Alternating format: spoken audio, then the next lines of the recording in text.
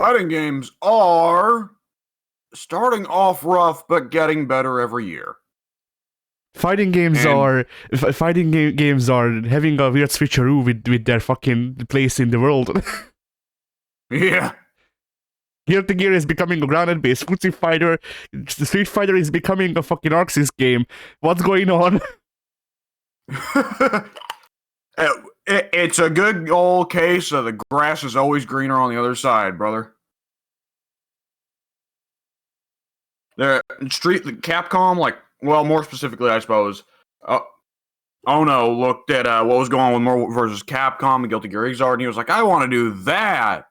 Meanwhile, Izuwatari was like looking at people playing Street Fighter and immediately understanding that sweep is sweep, and be like, "I want to do that."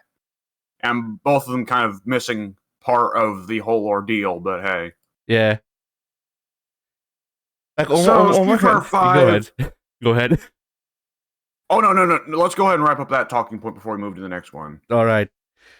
For like, on one hand, like I appreciate that Street Fighter is slowly because Ono is now gone and there's the new guys whose names I will never remember because they're multiple people. but like I appreciate that they're like, hey, everybody's trying to copy Street Fighter 5, so we are turning Street Fighter 5 into something with combos now. Like I appreciate that. At the same time, like big Marvel combos is not what I come to Street Fighter for.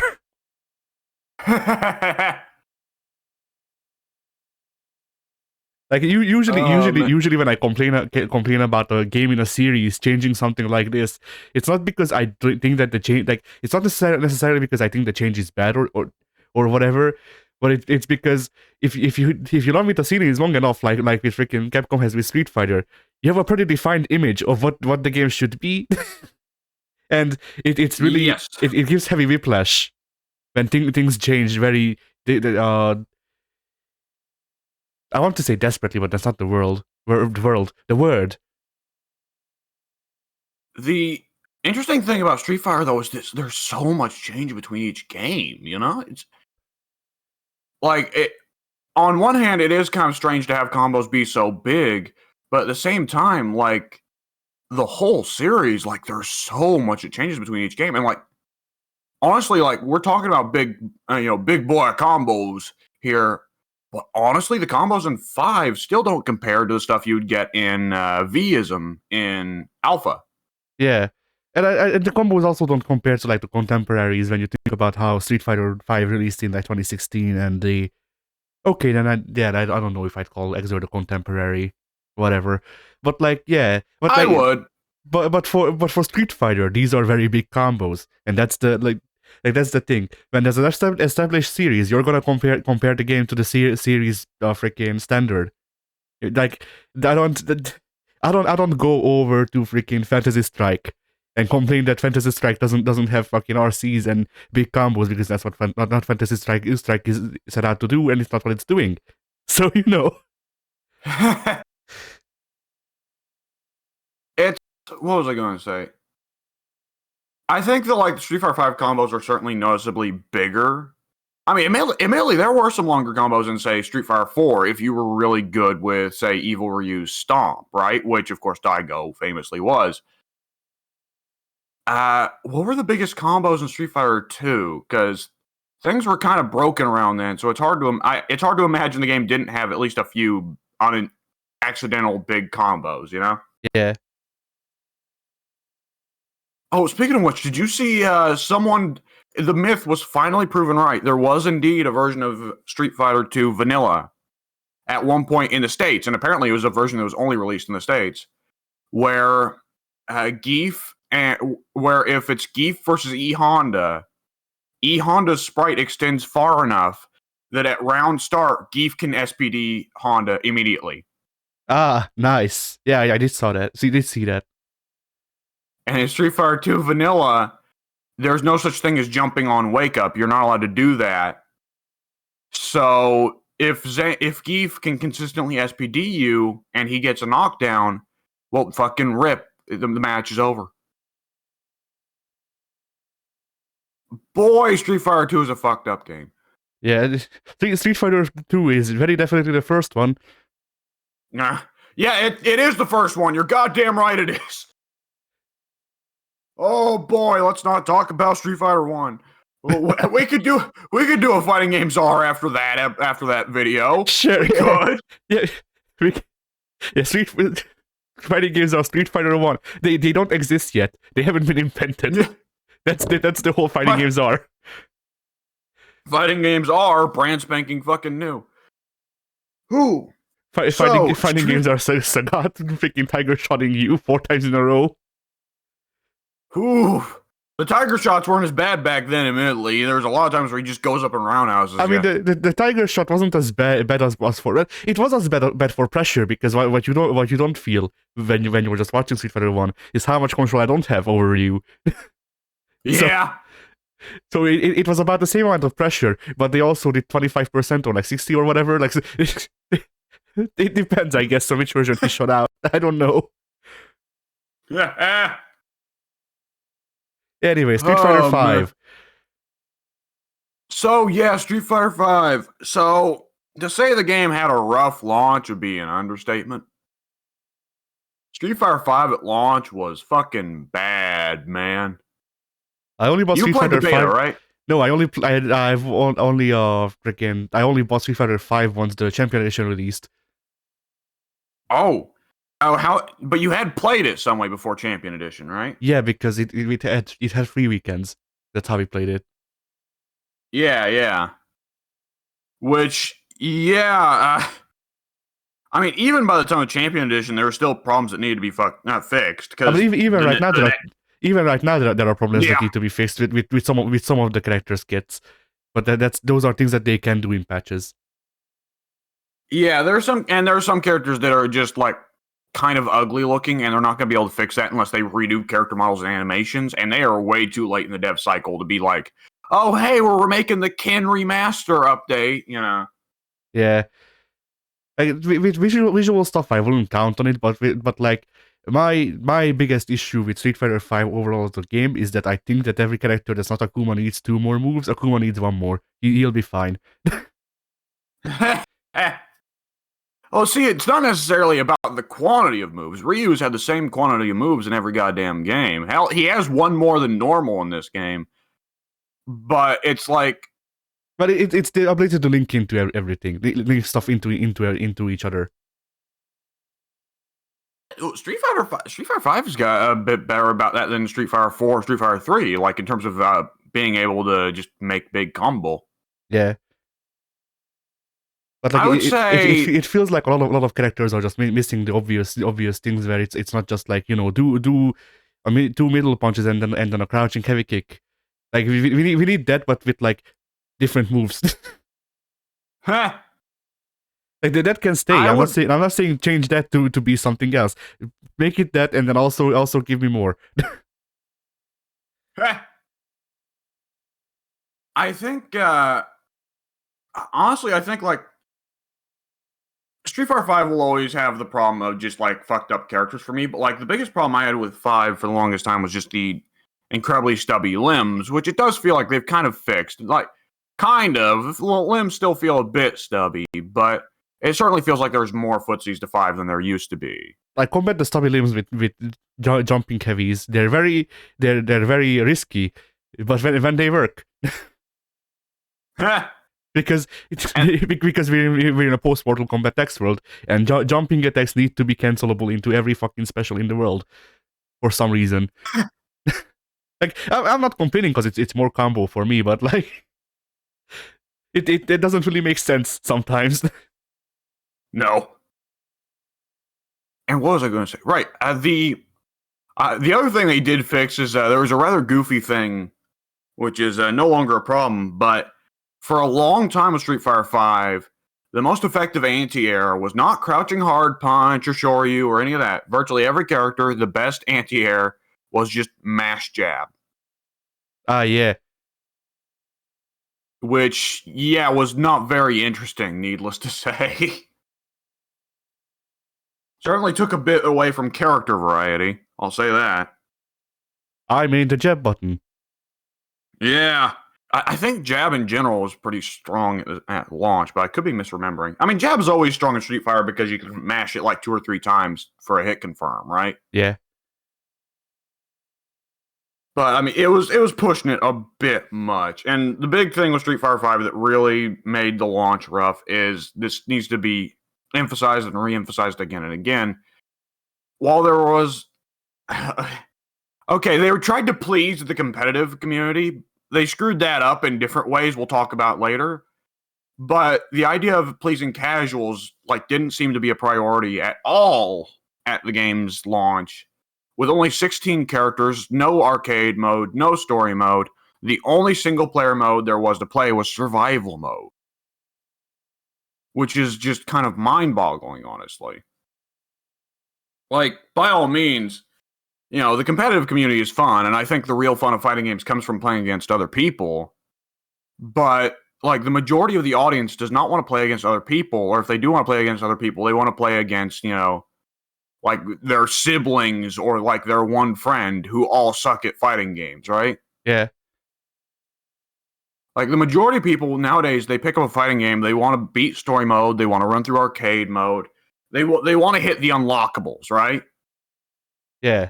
But And I mean, like you don't have to worry about the unlockables if you just don't make them. that's true. That is absolutely true. The big smarts. What you see was there was the unlockable extra colors in survival mode, but that was not the kind of thing that motivates players to unlock new stuff. Yeah. Like, it needs to be emphasized here. Like, I think a big part of the reason why Mortal Kombat and Tekken are so successful with casuals and have been for the last 5 years is that Mortal Kombat and Tekken are both loaded with unlockables, you know? Yeah. Like, it feels good to go through Ghost Battle and Tekken and unlock costume pieces. I don't know. Good to get. I don't know. You can be wrong if you want. I don't know, but I've done it 4 times. So, like that's the thing, because I don't. See, I always like the Tekken. Yeah.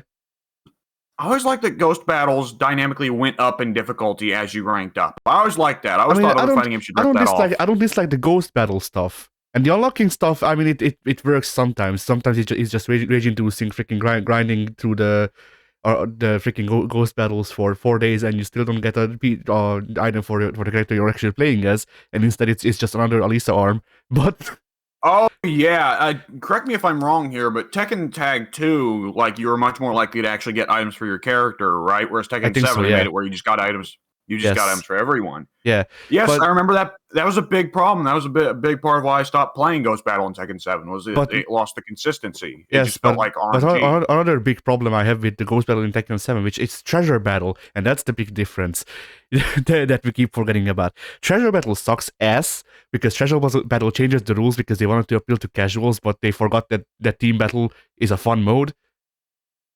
Like. They tried to appeal to casuals in the worst way. Do you not remember the Treasure Battle freaking special round special matches where it would be like, oh, every move does double damage, every move does freaking everything is sped up twice except for the physics. The physics don't get sped up. But oh, I thought those modes were a lot of fun. For me, they broke up the gameplay too hard, and like it was like after the 4th time in a row that I get the sped up match, I just want to do my fucking combo and get to the next match so I can get another Alisa arm instead of another pants for Akuma that he doesn't have because he only has 2 sets of clothes.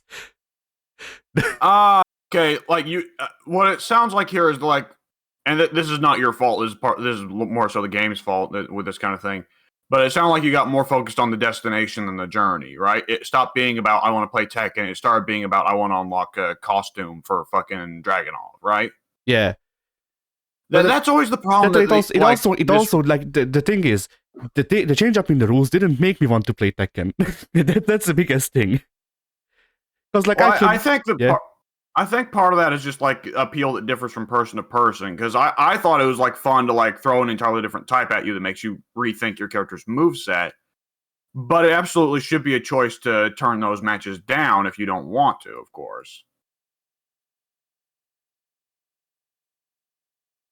But like, what was I going to say? Like, I would say that is a problem with like using rewards as a motivation to get like things like that need to be motivations to get the player to actually play, right? Because like it's the old saying about game development: players will, if given the opportunity, optimize all the fun out of the game, right? Yeah.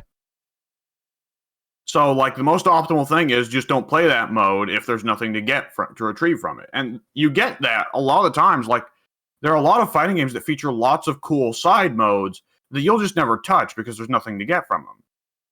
Right? Because like Guilty Gear X2, I have run through trial mode to unlock all the extra character variations, so I can play EX Soul or like whatever, Gold Soul. Yeah.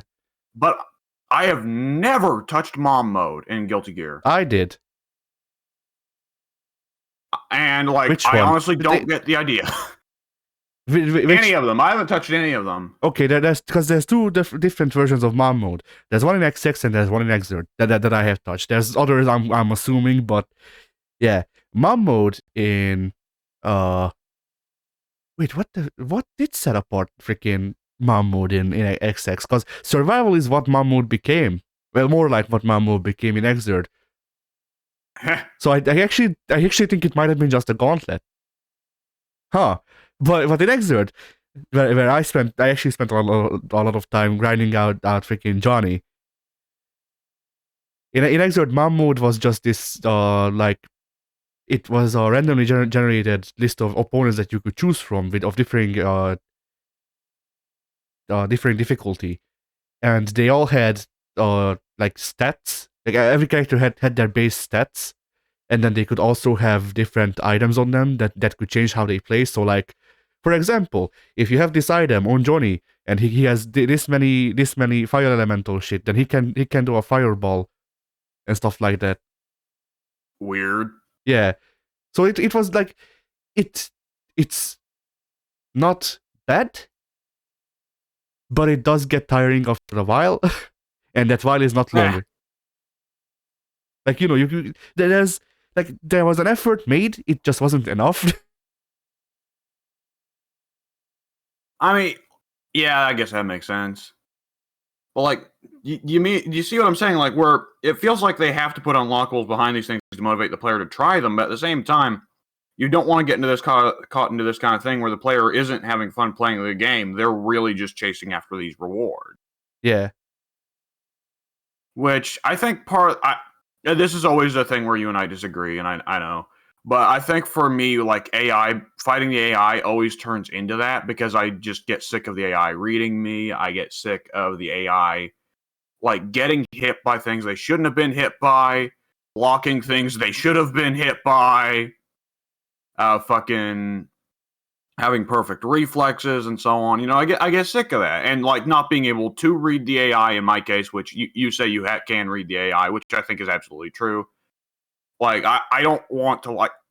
I'm more interested in reading. I'm more interested in reading people than reading like the AI's patterns. You know what I mean?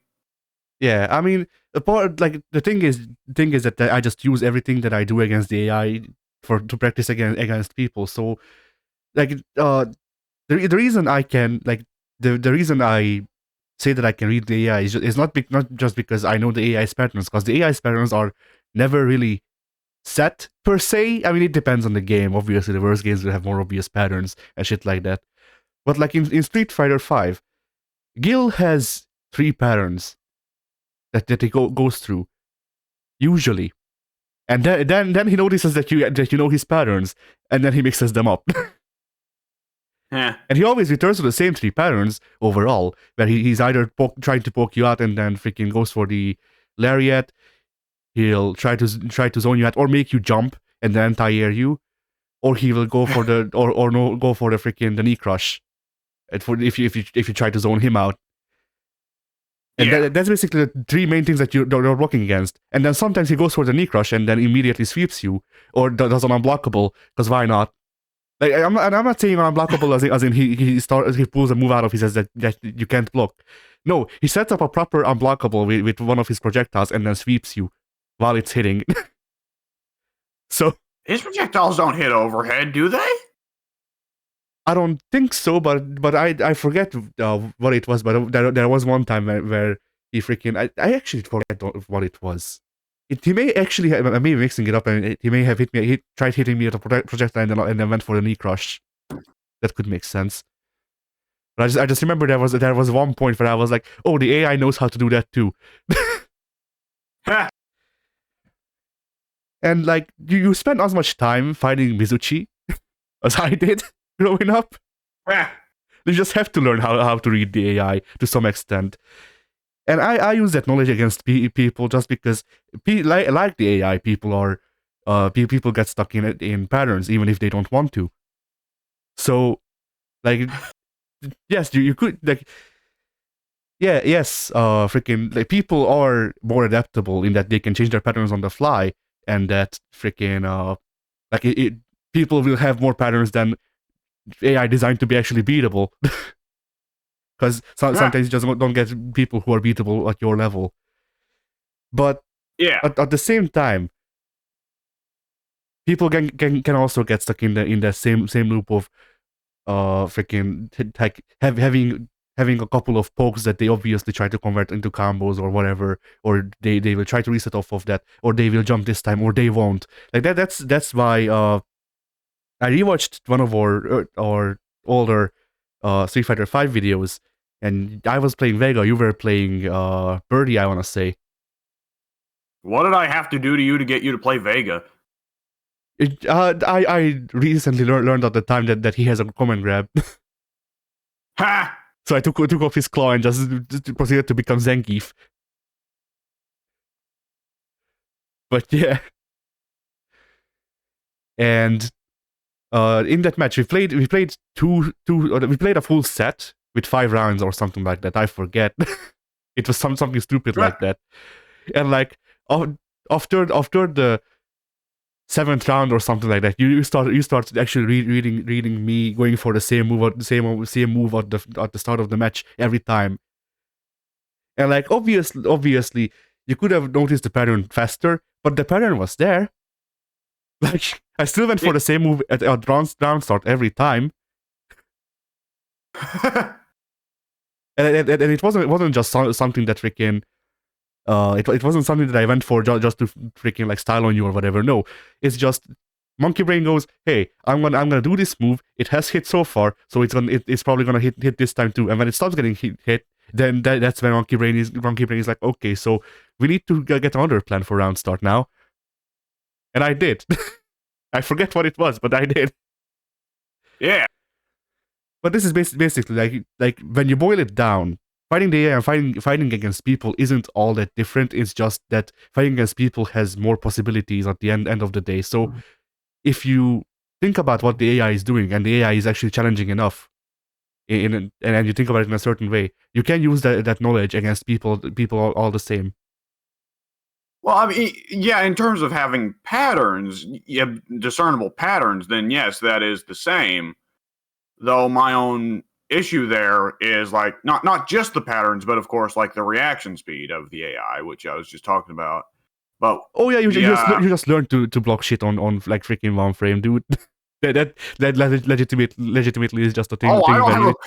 Yeah. No, I don't have a problem with blocking. Like, if it's a game like with back to block, I'm pretty good at blocking. But what I mean is, like, when you're playing Geef against the AI in Street Fighter V, the AI always fucking knows to jump at the exact moment that you input SPD. You know? Yeah. That's by all means, yeah. SPD. By all means, like you can predict the SPD, but like when it's perfectly timed from neutral, it's like that's precognizance on the AI's part, you know? I don't know, because when I went through the arcade with Geef, after a while I just learned, okay, I'm just gonna do it off of knockdown, and then went for okay SPDs. The AI can't do anything against that. I mean, yes, it can jump, but if I do it fast enough, it can't. And then after a while, I wasn't fast enough, and it kept jumping, so I just did it on recovery. Try jumping now. Like, some of these things are annoying. Like, I won't say that it's not annoying fighting against an AI like in Street Fighter 5, where the input reads the ever-loving shit out of you. But, like, fighting against AI like this can be beneficial because you can also work on adapting your patterns to other people's. Like I remember in the first open beta of Guilty Gear, I played against a Kai, sorry, playing against a Kai that was very obviously flowcharting, and you know how much I hate people who do that. But here's the thing, he picked up the win because I couldn't adapt fast enough, and it's fine. I mean, like, that's the point. It stops being his problem for freaking doing flowcharts and stops being mine because I couldn't counter it. Yeah, I mean, flowcharts are like the first step to like real strategizing in fighting games, you know? I don't know. I don't see the fun in it. Well, just because you don't find it very interesting. Which the question is, like, you don't have the flowchart just set up and then like, oh, perfectly, now you can follow it. Because like then there's the question of, do you have the skill and the mental agility to actually follow it when, you know, the plan makes contact? Yeah. I mean, if it's a good enough flowchart, like it's alright. Like, you know, there are times when the flowchart is complex enough that you can tell it is a flowchart. But like, I'm just reminded of that one time I fought that Necalli online in Street Fighter, and he was using two moves and neutral. Like, okay, like no, that's a lie, because he wasn't even really doing neutral. He was doing spacing and two moves, and at that point, like how. Guy got really mad when I flowcharted my Akuma to the same extent and then proceeded to beat him. Oh yeah, there are a lot of, especially when you're at bronze rank in Street Fighter 5 online, where guys have the flow chart in their head, but like the moment you operate with something that they did not expect outside the flow chart, then they're just like, "What the fuck?" I definitely remember playing against a rushdown Akuma that had never planned on actually fighting command grab characters, which was very unfortunate for him when he went against when I was playing Alec. Yeah, I was just playing Alec, so I was just like, oh, hey, free power bomb, sweet. Nice. Yeah, but the fight with Necalli was funny because I went with the worst possible option just to check if he actually is that stupid, which was like at the time, this was before the netcode patch, so wake up grabs were still God. So yeah. I would just constantly flip between doing middle tatsus and wake up grabs, and just doing nothing else. And I was like, one of these goes, he has to hit, like he has to freaking break out of the grab because I've done nothing but tatsu and then grab and then tatsu and then grab and just repeated that. So obviously he has to notice that I'm just doing a pattern on him. And he didn't. And then he got stunned. I proceeded to EX Shoryuken him. And then on the next wake up, I did a tatsu on him and he DC'd. Yeah. The most brutal thing you can do to people who are like newer to fighting games is just Oki. Yeah. Like that's a good one for getting them to just rage quit on the spot.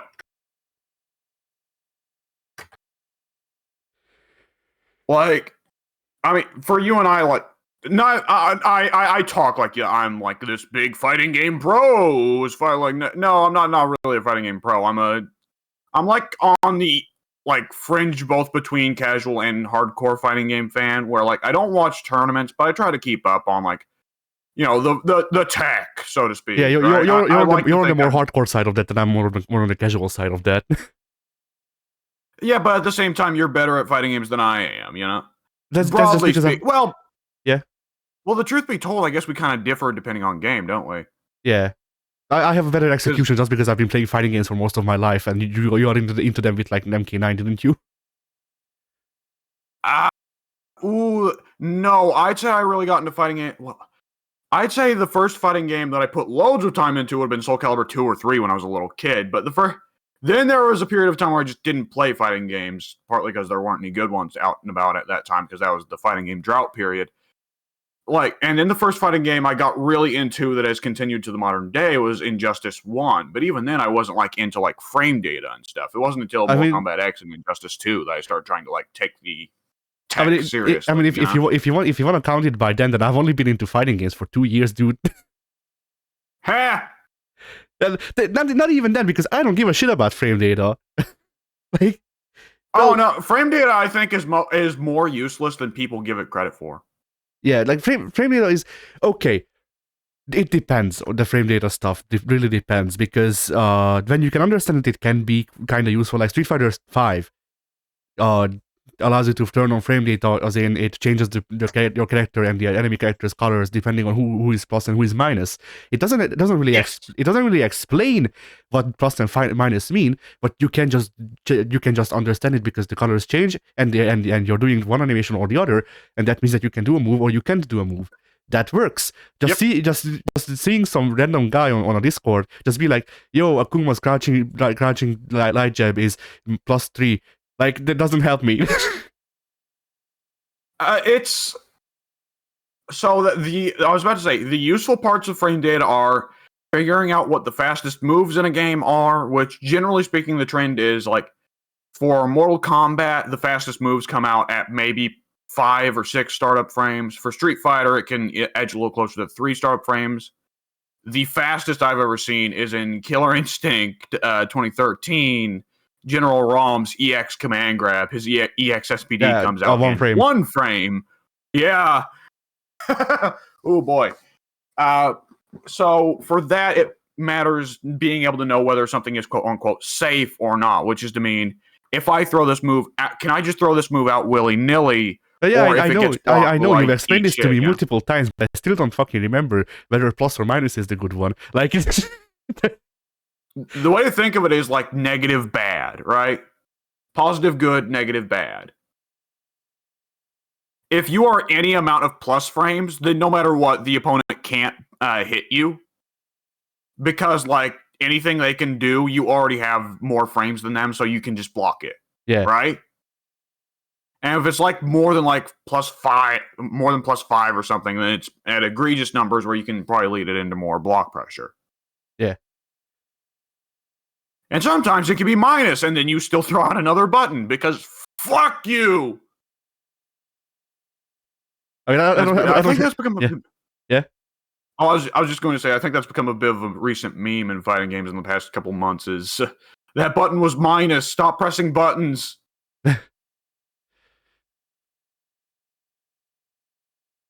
The other thing I'll say frame data is useful for is if you're playing a fighting game that's more reliant on linking rather than quote unquote chaining. SF4. More Street Fighter than it is Mortal Kombat or Tekken. You know, where Tekken and Mortal Kombat it's chains. Street Fighter, generally speaking, you use links.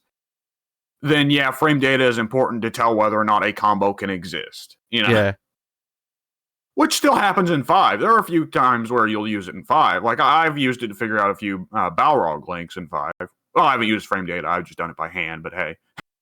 Yeah, my favorite times in 5 is when I'm trying for a combo, and everything tells me that I should be able to do it, and the collision is not there. Like, oh no, with how they buffed Akuma with the Ki stuff, you basically have a very risky launcher with Ki into Shakinets. Yeah. And off of that, in theory, you should be able to convert into light Tatsu Choryu, but you can't because Akuma's legs goes through people. Yep.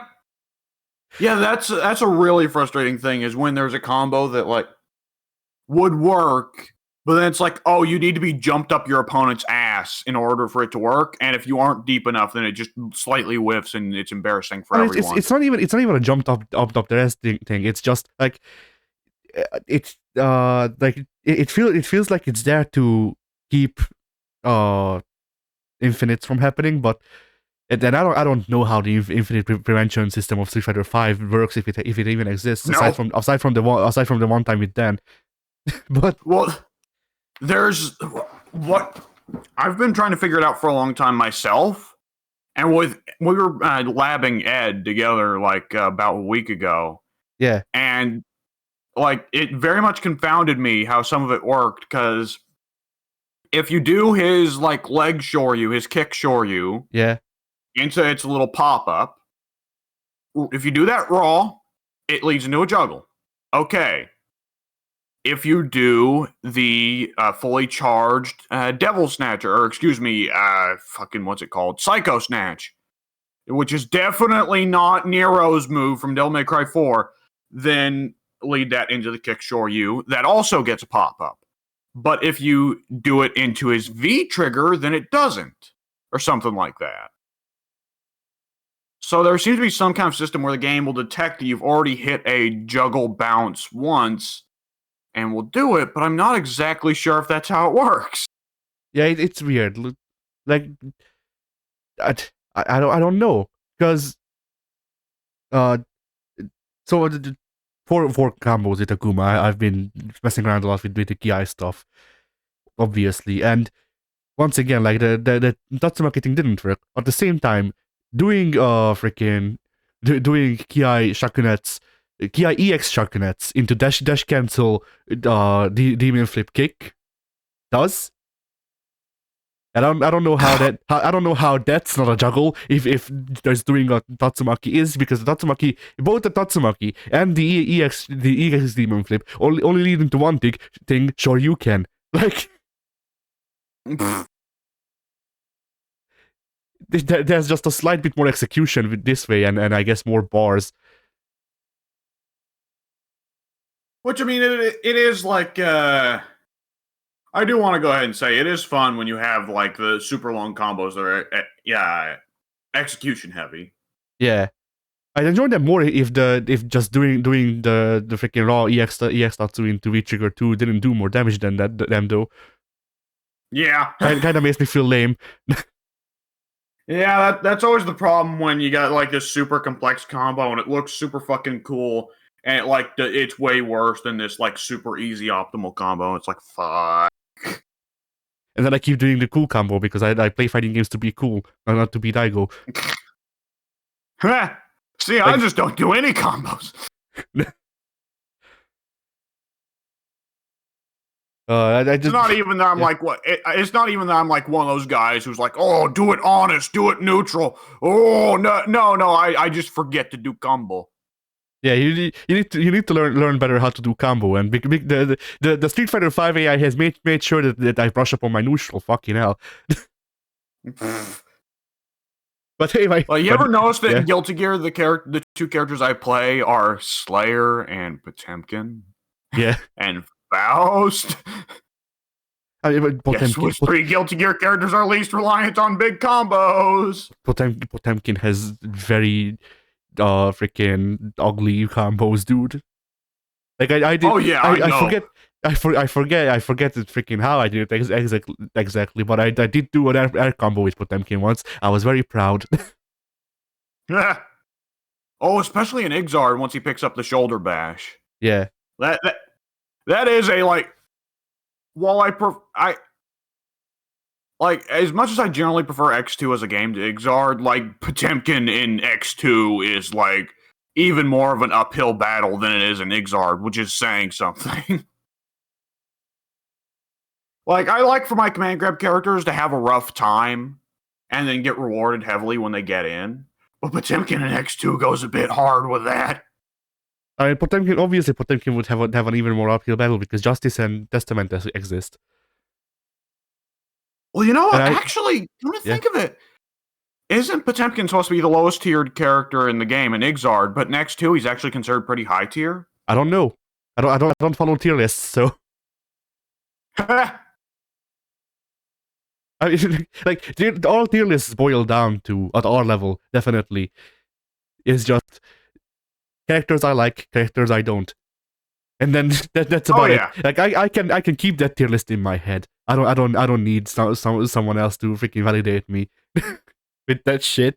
Well, even the pros, like I guess especially the pros, looking at you, Justin Wong, have a strong tendency to just give it to whoever they like, you know? Yeah. Like this character pisses me off, I'm gonna put him high in the tier list. Yeah, like tier lists can freaking tier lists could only really be made by like sampling pro players and ranking them in tier with like freaking separate to execution and reads and shit like that. Like you could make those tier lists, but you can't really make tier lists for characters because at the end of the day, someone who doesn't know what they're doing can pick up someone who is overpowered. Well, not overpowered. Okay, if they are genuinely overpowered, then There can be things, but like if someone who doesn't know what they're doing picks up someone who is high tier, and someone who does know what they're doing picks up someone that's low tier, the person who knows what they're doing is probably going to win. Yeah, back in the day, they didn't do tier lists; they did matchup charts, which were clear. Obviously, there would still be fuck ups, but generally speaking, matchup charts had an actual formula to them. Whereas tier lists are just, I think this character's strong. Yeah. And I can ask the person that matters to me the most about that. Moi. Johnny's not You aware. make it sound like you've turned your family into you make it sound like whenever we do these fighting games talks, you make it sound like you've turned your family into fighting game guinea pigs.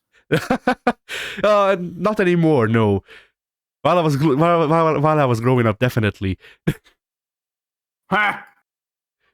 Like I did tell you about this on the Shut Your Mouth Lounge, but my sister, my oldest sister, genuinely hates fighting games.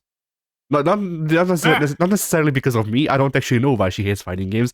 I don't think it's because of me, because I wasn't always freaking big combo like now. I actually I used to play zone or neutral, if you believe that. Ha! But freaking they were over once, and her husband was complaining that I was beating him too hard. So she was like, "All right, give me the controller." And then I explained to her specials, and she actually nearly got around. So,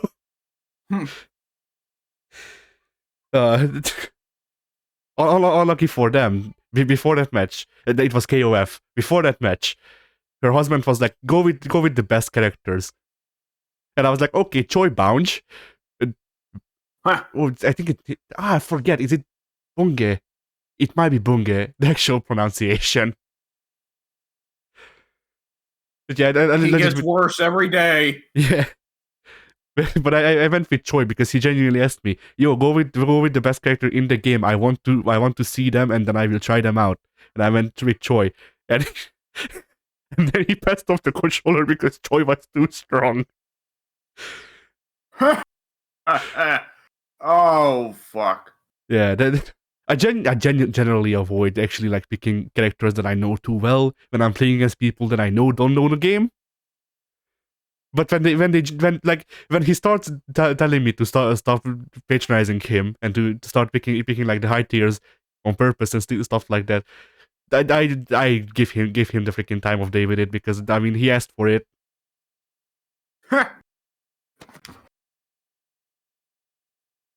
Anyway, Street Fighter 5. So with Street Fighter 5, oh boy. Street Fighter 5, we can talk about the gameplay, of course, but there's also the talking about aesthetics and story, which this is always part of the big thing that defines Street Fighter 5 is just how hard the divide is between some of the characters in Street Fighter 5 are like some of the most fun looking, like cool looking fighting game characters Capcom's ever made. In visuals, not necessarily. I don't know. Game. I don't even know in visuals. Versus there are some that are just really awkward looking. I'm not even talking about the hair. I'm talking about the outfit. Ken's outfit sucks. I'm actually a fan. I think it looks like garbage. Why? I don't like his shirt. The shirt, the shirt looks like what I would imagine a martial artist to wear to a gym. Yeah, I don't. It just doesn't look good on him, in my opinion. Like it looks like the same sort of stuff that they were putting on Bison in the beta. It just doesn't look good on anyone.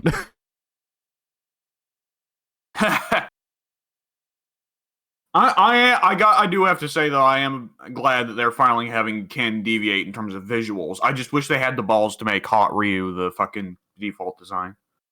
Which I don't think the plan ever was to make Sexy Ryu the default design, but I wish it was. I mean, judging by the beta, it might have been when Ono first made the realistic beta. Yeah. Yeah, that's the thing I'm talking about. The realistic beta with Hot Ryu and Scuba Bison. Oh my god, it looked like a lower budget version of KI 2013, which is saying something because I love KI 2013, but that game's kind of ugly. Yeah, I mean, honestly, like there are some days when I look at those pictures because I've only ever really seen pictures of that beta, but I look at those pictures and I'm like, maybe I would kind of prefer this, but then at the same No, time, no, I would sometimes I feel like they could have done something with that art style, something I mean, maybe if given enough time, and I know that I'd I don't like this art style with the way they did it. I'd say hand that off to Harada and those guys over at Bamco because they could probably do it better. Definitely, Like when I think of fighting games that try to go for like actual realistic human designs, it's Mortal Kombat and Tekken, you know? yeah. Like when I think of Street Fighter, it's more along the lines of like, well, they've kind of all like, there's been a general idea of a cartoony look, but Alpha 3, 4, and 5 have all gone off in slightly different directions, Yeah, which I respect. Like Five's done the whole painting thing. Three started off doing a painting thing, then kind of switched off to a hip hop kind of theme later on. yeah. Alpha was very distinct. Four was a Alpha painting was thing. very dis- Four was kind of a painting thing, though it was a bit uglier looking. Yeah, And Alpha was four was a traditional Japanese painting style. yeah. Like yeah, I would say that yeah, 4 is more like a traditional Japanese painting style is what they're going for. As 5 is more like kind of a modern painting, I guess. But what was I going to say? Right, and Alpha was very distinctly anime, very distinctly anime, which isn't a Yeah. surprise because Alpha was made to try and imitate the Street Fighter anime movie, featuring Fei Long, played by Walter White. I can't get over that. I will never get over that. What's crazier about that movie, the Chun-Li shower scene or Fei Long being voiced by goddamn Walter White? I don't think I ever saw that movie. I do own like a part of the Alpha series though, like the cartoon series. I mean, What? yes. There was a I've never heard of this. there was a cartoon anime series. I want to say redundant statements. There was a cartoon series. Yes, it aired on Cartoon Network. No, there was a anime series for Alpha. I want to say that it was like that, and it was in the Alpha style. Like it was similar to the art made for all Alpha in style. But I don't remember much about it aside from like it was definitely something to tie with Alpha because Sakura was in it.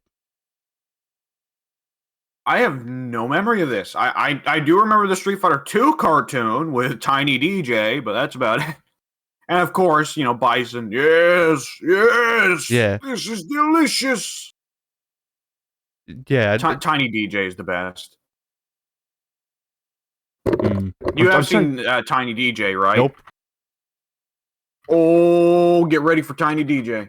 All right. As soon as they find the clip of him. Oh, I need it. Wait, here it is. Here it is. Yeah. Oh no, it's not the complete GIF. You motherfuckers. Oh, give me just a bit longer while I look for the actual like proper GIF.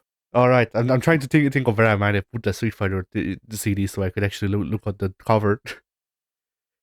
I mean, I could probably fish it out, but it would be like a couple of minutes, and it's not worth it. Not on air. Anyway.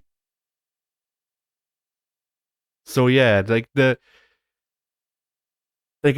with those beta pictures, like I could see what they were trying to go for, and I could see that with some iterations, it could have went into something that might look okay.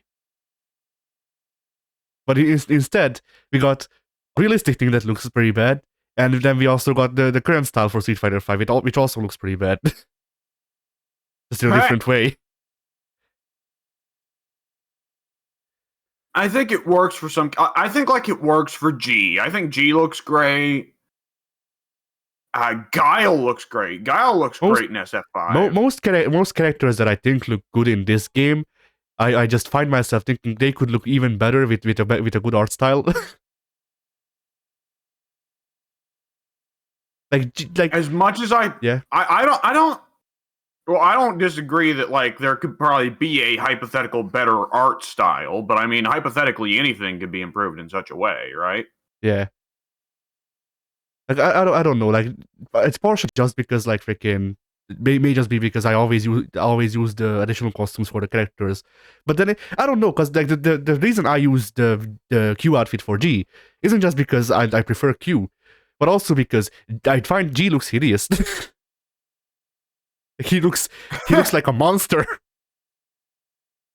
Well, it's supposed to. Like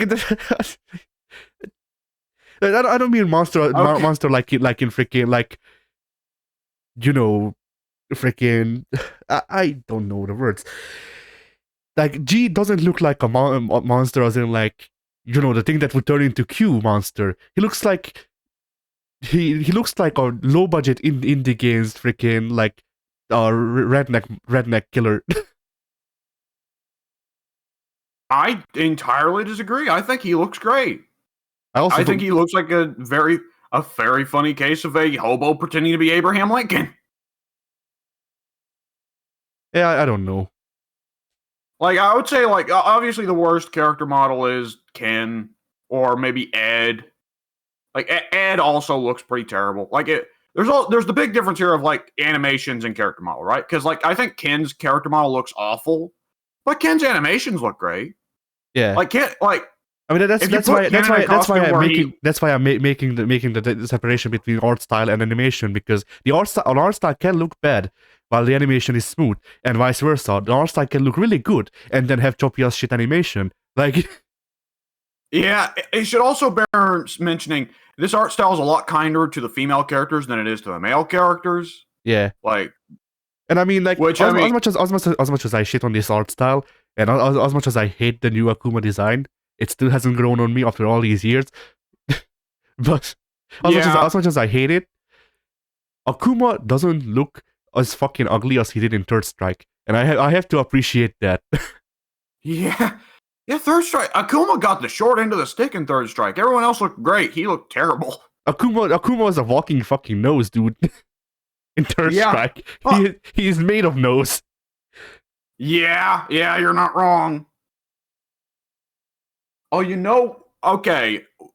Out of the male characters, I'm tempted to say that out of the male characters in Street Fighter V, the one who looks best is Sagat. Sagat looks fantastic. Yeah, because Sagat is bald everywhere. And Sagat is the closest we have to a stickman as a character. That's true, but he looks fucking beefy. You know what I mean? Yeah. And like even in his animations, they look like they pack some serious punch. Yeah, for the most part. Like Birdie looks great as well, but like Birdie was the one they clearly had the most fun with in animations. I think we can all tell that, you know? I don't know, because I haven't played enough Birdie. Yeah, fair. I'm just not a big fan of the fat guy eats. It's very tired. Yeah, that's true. Like my thing, like I don't laugh so much at the eating. Well, I do laugh at the fact that Birdie just outright has an eat button. Like I do find that very funny. But the parts of Birdie that I find more endearing are the fucking dolphin dive. You know? Yeah. Or I'm also a big fan of the V trigger where he eats a pepper and breathes fire, which also causes a juggle pop up. Ah, yeah. Okay, I do want to go ahead and say though, if you want an example of like where the animation goes wrong in Street Fighter V, oh boy, Ed does not look great. Yeah. His animation is super stilted and it bugs the shit out of me. I mean, some of it works. Some of it works as just like some of it works for me, but that's because I don't look at it as like this is supposed to be realistic person movement. I look at it and think this is anime. And like freaking like people but when everyone else moves the same way they do, you know, Ed looks off. You know, he doesn't fit with the rest of the cast. Yeah. But like for me, I can freaking like I can excuse him holding one pose and then doing a sliding punch that way and shit like that because that's anime. but there that are part some. I can deal with fine, but I think his normals are very stiltly animated, and the way he faces the camera is very stiltly animated. Like he kind of looks like almost like a Mortal Kombat character in some odd ways in some of the Yes, stilted that I can animations. agree with. His normals do look really weird. I also think Like, the way he goes into the 100 hand slap, that's also very weird. yes, definitely. You can tell he wanted a different style boxer with Ed that was more speed and agility than Balrog's power, but like at the same time they didn't want to rip off Dudley. So Yeah, they were just left like, what the fuck do we do? they they really wanted to make a speed and agility based boxer, and then they forgot Dudley's phone, so so Yeah. they had to make do. I I don't wish. think it's so much that they forgot Dudley's phone, so much as it is there's a ban in Street Fighter against anyone who isn't from the Street Fighter 2 appearing in more than 2 games in a row. Yeah. I don't know, because Fei Long got the short end of the stick, but then Oh yeah, we know why. Fei Long got the short end of the stick because he's from Hong Kong. T And Hawk got the short end of the stick because he's boring as bricks. yeah. Like, I mean, the new challengers, like, I love T Hawk, DJ. Everyone loves Cammy. Fei Long is like generally agreed to be a classic character, and the pro community loves him. But like everyone has to know, only one of the 4 new challengers wound up being iconic, and the other 3 just wound up being there. You know? Yeah.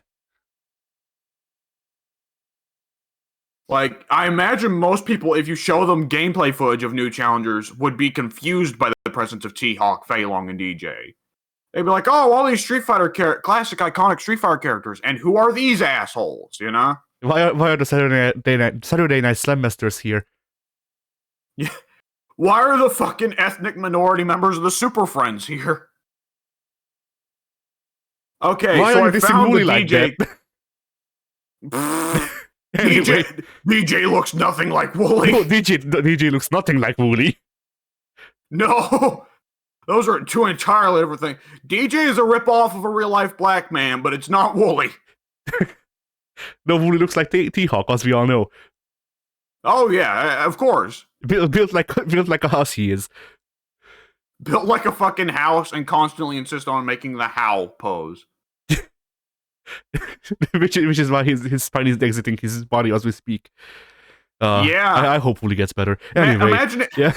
Imagine if every time Wooly won a match in Friday Night Fisticuffs, he called down an eagle to rest on his arm. Would have made it a lot more interesting that they don't have a camera. Yeah. They didn't have a camera. Didn't the Omega variant of T-Hawk have the eagle come in as a striker? I don't think I ever played the Omega variant of T-Hawk because he's T-Hawk. Ha!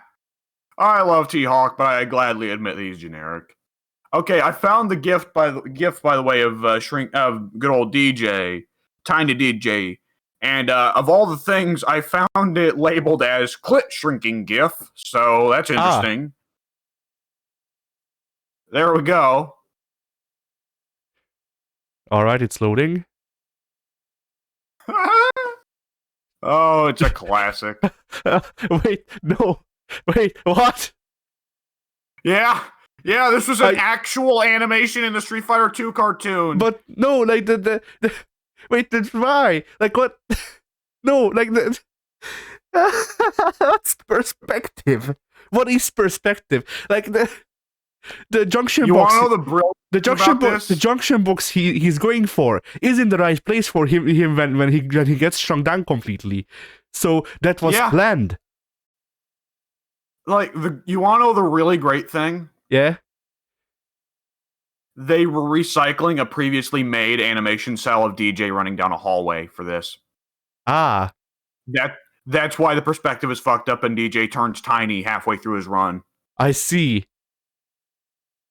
But nonetheless, every time DJ gets brought up on fighting game Twitter, people ask, can he be added as the final character for Street Fighter 5 with a V trigger where he shrinks? He becomes the Atom. Yeah. Oh, God. Oh, I guess we should talk about who we want the final character to be, shouldn't we? Rugal. Because The best Street Fighter character. I love Rugal, don't get me wrong, but it'd be awkward to end on a crossover character with a non-Capcom franchise. I would laugh so hard if they actually did that. It's not likely at all, but it would be so funny if they do this whole big thing of like, oh, 30 years of Street Fighter. Here's freaking, here's everyone. Oh, then freaking 12 is back. He's really just Mokujin, but 12, have fun with him. Ono is back. Rugal. Yeah. Okay. Unironic answer. What if they did do a costume pack of like a Terry costume for Ken, Kyo costume for Ryu, a Rugal costume for, let's say, Akuma, But then a Geese costume for Bison. It would have to be the freaking the Shin Rugal from the end of CVS2 where he turns into Akuma for some reason. Yeah, that would actually be neat. I'd like that. I'm a big fan of Tuxedo Rugal. You don't see Tuxedo Rugal enough. Yeah. Freaking. Well, hopefully we're going to see Tuxedo Rugal pretty soon, honestly. Yeah, hopefully. But Iorikage. My-chan. Yeah, Iorikage, that's an... No. Okay, Ono's gone, so it won't happen. But if Ono were here, and they did this, John would get my cow costume. Oh, God, kill me. I'm right. You know I'm right. I hate that you're right. No, fucking Ono would be like, oh, hey, let's get a Choi Boungie costume for Blanca. Yeah.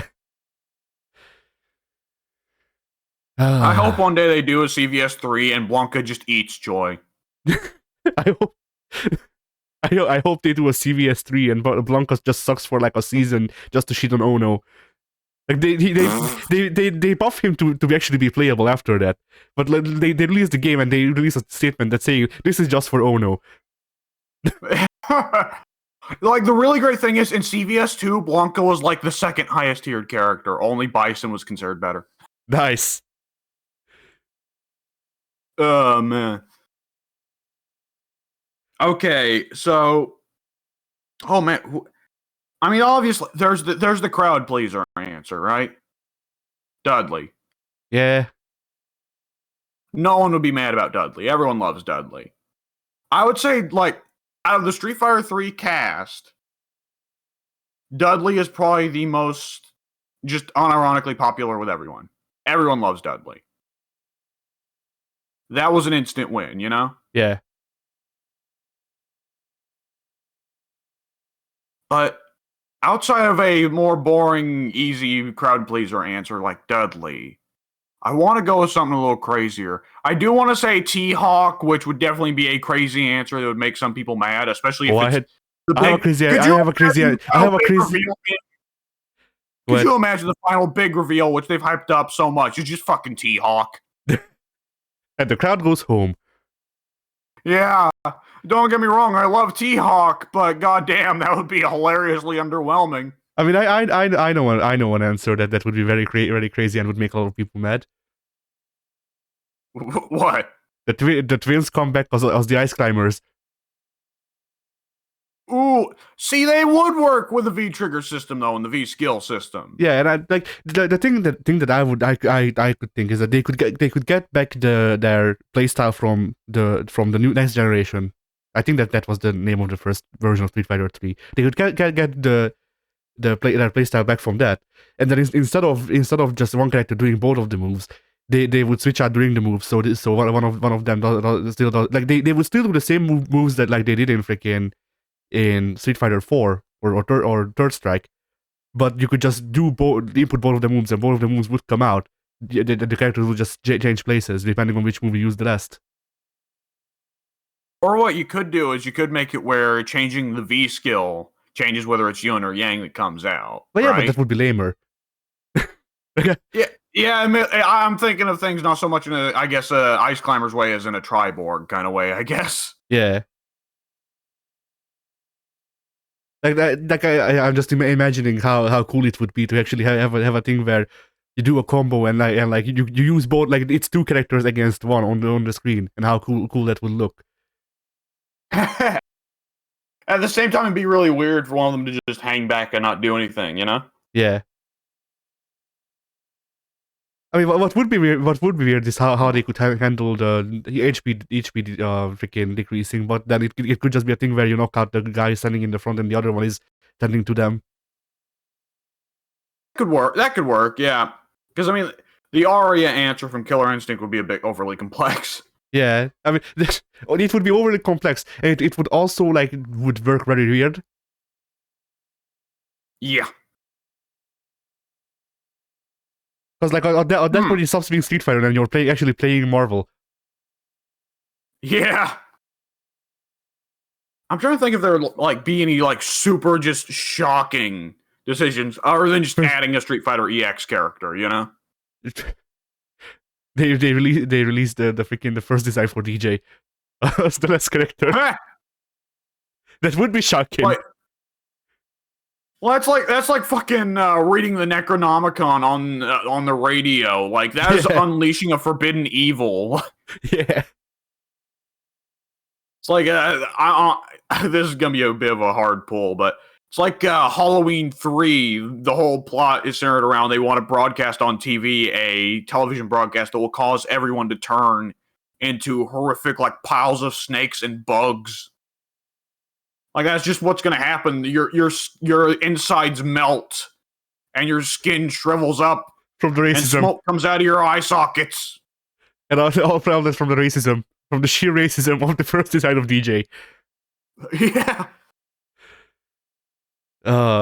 Okay. I'm just gonna go ahead and say it. The crazy big one for them to do would be finally fucking have Hagar in a Street Fighter game, right? Yeah. Like, even if, like, Final Fight is, like, not the big franchise it once was at all, but still, Hagar's, like, by far the most iconic character out of Final Fight, and it's been weird. He's been the one who's been left out for all these years, so it would be funny to see him in the game. Especially now that he's retired from the title of being Metro City's mayor. What the fuck's where the Final Fight cast even supposed to be up to, really? Who knows? Outside of just being in Street Fighter. Yeah, Streetwise, I guess. Yeah, Streetwise. Hey, Cody's a zombie. I gotta say, he's made a pretty good recovery from being a gigantic fucking radiation meat zombie. Yup. He's looking pretty good. Yeah. Modern medicine, man, I tell you. The final character for Street Fighter 5 Season 5 came from Street Fighter 2010. Oh, yeah. He only has like 3 moves. He can jump, he can stick to walls, he can throw the little energy waves. That's it. Yeah. I'm trying to think of like freaking pulls, but like that's the thing. Like for me, the only character in Street Fighter that really matters is Akuma at the end of the day. So you'd be glad to see Dudley. Yeah, I would be glad to see Dudley. But Dudley's the obvious answer. I'm trying to not go for the obvious answer. Yeah. What if they went for the real fucking crazy pick? Q. The mix-up. Like, it turns out G actually isn't Q at all. He's just some other dude. Who happens to fight the same. Yeah. And has a Q costume. Yeah. I mean, it can happen. Freaking Yurian does have a Gil costume. So. That is true. And also, I mean, G isn't playable. G isn't playable in Street Fighter 3's arcade mode in Street Fighter 5, right? He's a secret boss. Oh, but he is a secret boss. Okay, that makes sense. If you do well in the arcade ladder, then G appears in the middle of it. So that's pretty well confirmation out now. Okay, imagine if it was fucking Morgan with the sprite. I mean, I'd only be fine with that if it was the sprite from Darkstalkers 1 or whichever it is. Well, what would make me happy is if you beat arcade mode with her, and it just says Darkstalkers 4 coming 2022. It says Darkstalkers 4 coming never. Coming, fuck you. We are now deleting Morgan from your roster. You're deleting Darkstalkers from everywhere. We are hunting down every last PS3 that has a copy of Darkstalkers Resurrection and deleting it. No, they're hunting down everything that has Darkstalkers on it. Every PCP that they made for the arcades originally, every PS3 that had Darkstalkers, that shit. Every Mugen that features a Darkstalkers character. Yes, every Morgan fan art burned to the ground. All the Marvel vs. Capcom games gone. Yes. Street Fighter 5 is deleted because someone has a Morrigan costume, if I remember correctly. Not only that, Gil has Urian has the fucking not Dimitri. What's the other vampire in Darkstalkers? The one that's the monk with a big sword. Oh, I don't remember his name, but I know the guy. But that does have a Dimitri costume, I think. And Gil does have a Pyron. Dimitri costume. So yeah, Gil is Pyron. Street Fighter 5 ceases existing before your eyes. Yeah. Now I'm sad. I mean, I could have gone with a verse one, honestly, and just said Darkstalkers 4 coming out 1 week after PT. PT did come out though. No, Silent Hills, but you get what I'm trying to say. Yeah. Okay, what was the stupid fucking mech fighter that Capcom made, like during that period where they were desperate to not make a Street Fighter? I want to call it Red Earth, but I don't think it is Red Earth. Red Earth was the fantasy one. Yeah. Fucking Dio Brando. There you go. Sure. The last character season 5 is Dio Brando. Dio Brando is already in the game. You're not wrong. Seth plays like Dio. Well, Seth plays close enough to Dio. And Vega kind of just has Dio's personality also. I mean, Dio's less about beauty and more about power, but yeah, otherwise, yeah. Yeah. Okay. So, with Street Fighter 5, I gotta ask, who do you think is the most fun character in Street Fighter 5? Well, if you would have asked me a couple of weeks ago, I would have said Den. Just because of the amount of routes he has. Even that's the thing, once again. Street Fighter 5 doesn't have many combos, but it has combos. And that's more than what you expect from Street Fighter, or at least it's more than I do. So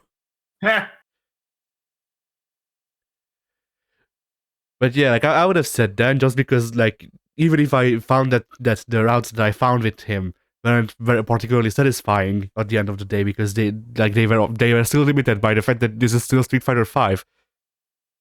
I was like, oh well, that shows some promise. This can be worked into something that can be fun, that I can find fun later on.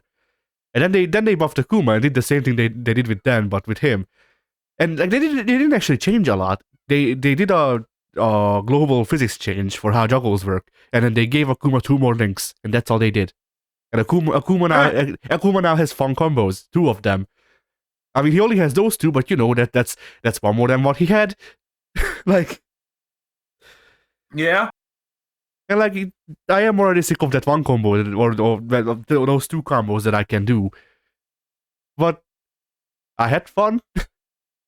So I guess Akuma, just because I already know all of his freaking normals, and he does have 2 combos instead of 1 now.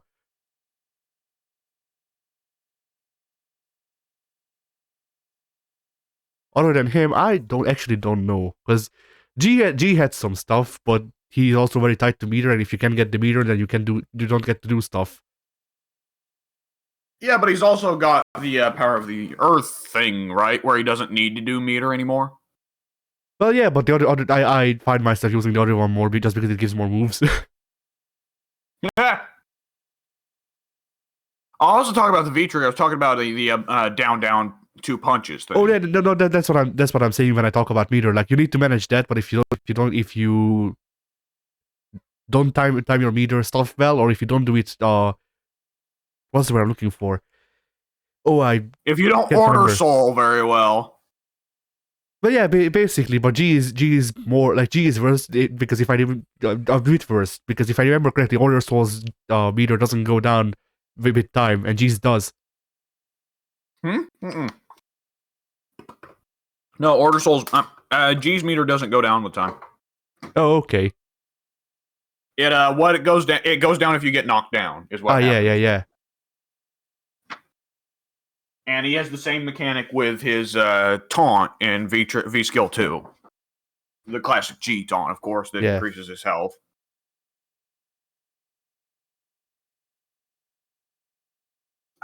If you can't decide that, who would you say is the worst, least fun character in Street Fighter 5? The least fun. Hulk. I do need to go ahead and... Oh, did you say Falk? Yeah. Yeah, Falk. Like, I'd want to put Manat up there because there are parts of her that bug the shit out of me, but like, she's a very well animated, very well modeled character, and I do respect parts of her playstyle. I don't like Menat, but there was that one time when I accidentally did a freaking combo confirm into Super on Goku, like by complete accident while mashing us her. Yeah. So like there is stuff, I just don't know stuff. And I have to respect that. Manat is like the character that's difficult to learn, difficult to master in Street Fighter, and it's kind of one of those characters you always got to respect a bit, even if you don't necessarily like them. Like Carl Clover, right? Yeah. Or Zato. I don't respect Zato. Like, I respect Carl Clover. I don't respect Zato. Yeah, Zato does kind of have an easier time, I guess. But what was I going to say about Manat? But yeah, she's just like made so well. And again, Street Fighter V's graphics system is much kinder to the women of the cast than to the male characters. Yeah. Yeah. Just to say, there are some gigantic games in this game. Whoa! Big TNA. Yeah. But and thighs in one case. Yeah, at least in one. But she does bless everyone else as well. Yeah. but yeah, like my thing with Falk is that like, well, yeah, obviously they went for a much more simplified control scheme for her because she was supposed to be a newcomer character. But I can't make heads or tails of how she's supposed to be played because all of her stuff feels like she should be a zoner. But this is Street Fighter 5. Zoning is not allowed because that would look bad on TV. So we can't allow this playstyle. It doesn't exist anymore. Yeah. Which is, Street Fighter 5 in general, I was going to say that the competitive community, for a good long time, had the troubles of the devs thinking that they should go ahead and, like, really define the playstyle down to what most looks entertaining on TV, which is not necessarily the most interesting to actually play for the casual or for the competitive community. Yeah. And I think they have taken good steps to tone that down, because while there are still mechanics like crush counters that encourage you to play the way that Capcom wants, which is like very gamble heavy footsies about like using hard moves into big combos, but like the increased like hitboxes make the neutral a bit more poke heavy, which is a bit more fun and feels a lot less just risky for the sake of looking cool. And like zoning has gotten slightly better for some characters, not for others. Yeah. Like, obviously, a lot of my opinions are about Akuma because I not only am I an Akuma main, I have been an Akuma main since Alpha. So, like, so I have some experience with the dude, and there's some things I expect out of him. And like they murdered Akuma. Originally, they just fucking castrated the guy, and like they gave him ball growing juice back just now. And like, you know, technically you can point to V-Trigger 1 and say, oh well, you can play as Shinakuma. And yes, I can play as Shinakuma for 2 Hadokens, and then he goes back to being Street Fighter 5 Akuma, and he stops being fun again. Like, that's my thing. Like, well, obviously, Shinakuma, you shouldn't be able to play Shinakuma for longer than 2 Hadokens, but like, don't make Shinakuma playable. Make Akuma play like Akuma instead. It works. It's a problem that we've solved before. Yeah. But like, yeah, most of my problems with Street Fighter Five boil down to things like this. Like well, with Street Fighter Five and with a lot of games that are coming out recently, it's like they're not they're trying to think up of solutions for problems we've solved, and the solutions that they come up with now are worse than the ones they did before somehow. Yeah, I would say like Street Fighter 4 had problems, certainly. And 5 had some interesting ideas. I still think the V system was a very cute idea as an excuse to give every character a new moveset defining new move. But otherwise, the V system worked out very awkwardly as a secondary meter. And having 2 meters, I think, has always been one of the more goofy, awkward problems Street Fighter's had, you know? Yeah. Because, like, Street Fighter at its core is supposed to feel a bit more simplified, but having 2 meters makes it feel needlessly complicated for new players. And I remember when I first played Street Fighter 4, I was like, what the fuck is the difference between the Ultra and Super meter? This makes no sense, you know? Yeah. When they talk of needless complications that just make things harder for new people, I think that is, like, it's not, like, egregious to have 2 or more meters, but, like, it doesn't help, you know, especially when the tutorials suck as much as they do in Street Fighter. Yeah, I mean, with some games it can work because like we have the burst meter in Guilty Gear, and the burst meter works because the burst meter does one thing: it bursts.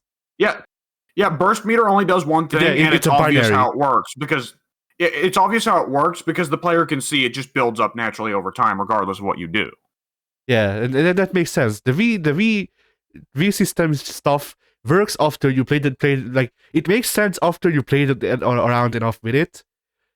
After you go and fucking look up the demonstration for it in the challenges menu. Yeah, and then even then, you don't actually pay attention to it, or at least in my case, I don't actually pay attention to freaking to the V system stuff aside from when it's completely full, because then I can do a V trigger cancel into combo, and that's the only thing I use it for, because anything else requires it to actually interact with the V system. I will say that the Ultra system in V is like building meter is also another question that is just always a big one for like people who are new to a fighting game. And like again, burst meter just builds up naturally over time. Tension meter, oh, you build it up by hitting and getting hit, walking forward. Okay, there you go. But like in Street Fighter 4, how do you build up the Ultra meter? Getting hit. By getting hit, but not hitting. But doing focus attacks will build Ultra meter. I did not know Only that though. Yeah. I didn't figure that out until later either. Because I always wondered, like, in pro matches, they always seem to be able to get out Ultras way faster than I ever do playing 4. And I was like, what the fuck? Then I noticed, oh, just focus attacks. Okay. But then Super is built the same way as Tension, but without walking forward. You hit and you get hit. And then that's not even getting into the fact that in Street Fighter 3, you can build meter by whiffing. Yeah. That was a bad decision. Yeah. It actually kind of looks funny because if both of you are trying to stay away, then you'll just both start spamming crouching heavy kick or something. Yeah, I don't know.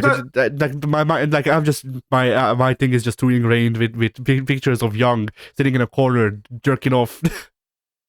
Well, I mean, admittedly, it's obviously it's an imperfect system, as all systems are, but it was a neat idea to have heavies build it up more, so you can't just sit in the corner and mash safe buttons like crouching light punch to build meter. You know, that's what they were doing.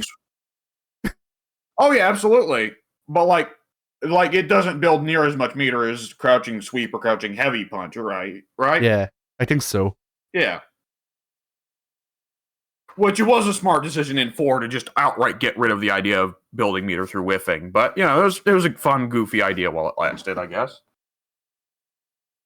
What was video Street Fighter 4th kick. Oh, you know what we should also talk about? Yeah? Fucking V reversals. Yeah, I tried out V reversals once after they got released, just to see how they work. And I went, I am never going to use this because it requires the V system. And I was right. Like every Oh, time, I'm like, man, I really wish I actually knew how to time the V reversals because it would be really, really good now, right now with Gil freaking shoving his both of his feet up my ass. But at the same time, it requires meter, and I don't want to interact with the V system. It freaking it takes me. It's that thing where people complain about the life bars moving in Guilty Gear Strive. It's that thing. I can't pay attention to the actual fight because I need to look at the V bar. yeah. It doesn't feel like it grows dynamically because it's like the Ultra system. It's like the Ultra meter again, where But it only worse. builds by getting hit and by using your V skills, which of course varies from character to character. Because as let's say Chun-Li, just because I'm looking at her, spamming V skill as Chun-Li would not work at all because you're going to just be shoryukening all over the place like an asshole. Yeah. Versus say Birdie, which is a lot more kind to, because Birdie can just sit there and fucking stuff his face with donuts. That's half the idea with it. Yeah, and like with Akuma, one of his V skills is a parry, so good luck with that. Okay, actually, before I move on, there is something I need to complain about.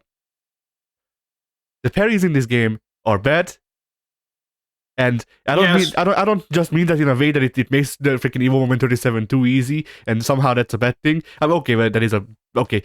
Lowering the skill ceiling. Lowering the skill ceiling is a bad thing. Lowering the skill floor is not. Once again, Yeah. I think we've said this like 50 million times before because it needs to be repeated somehow.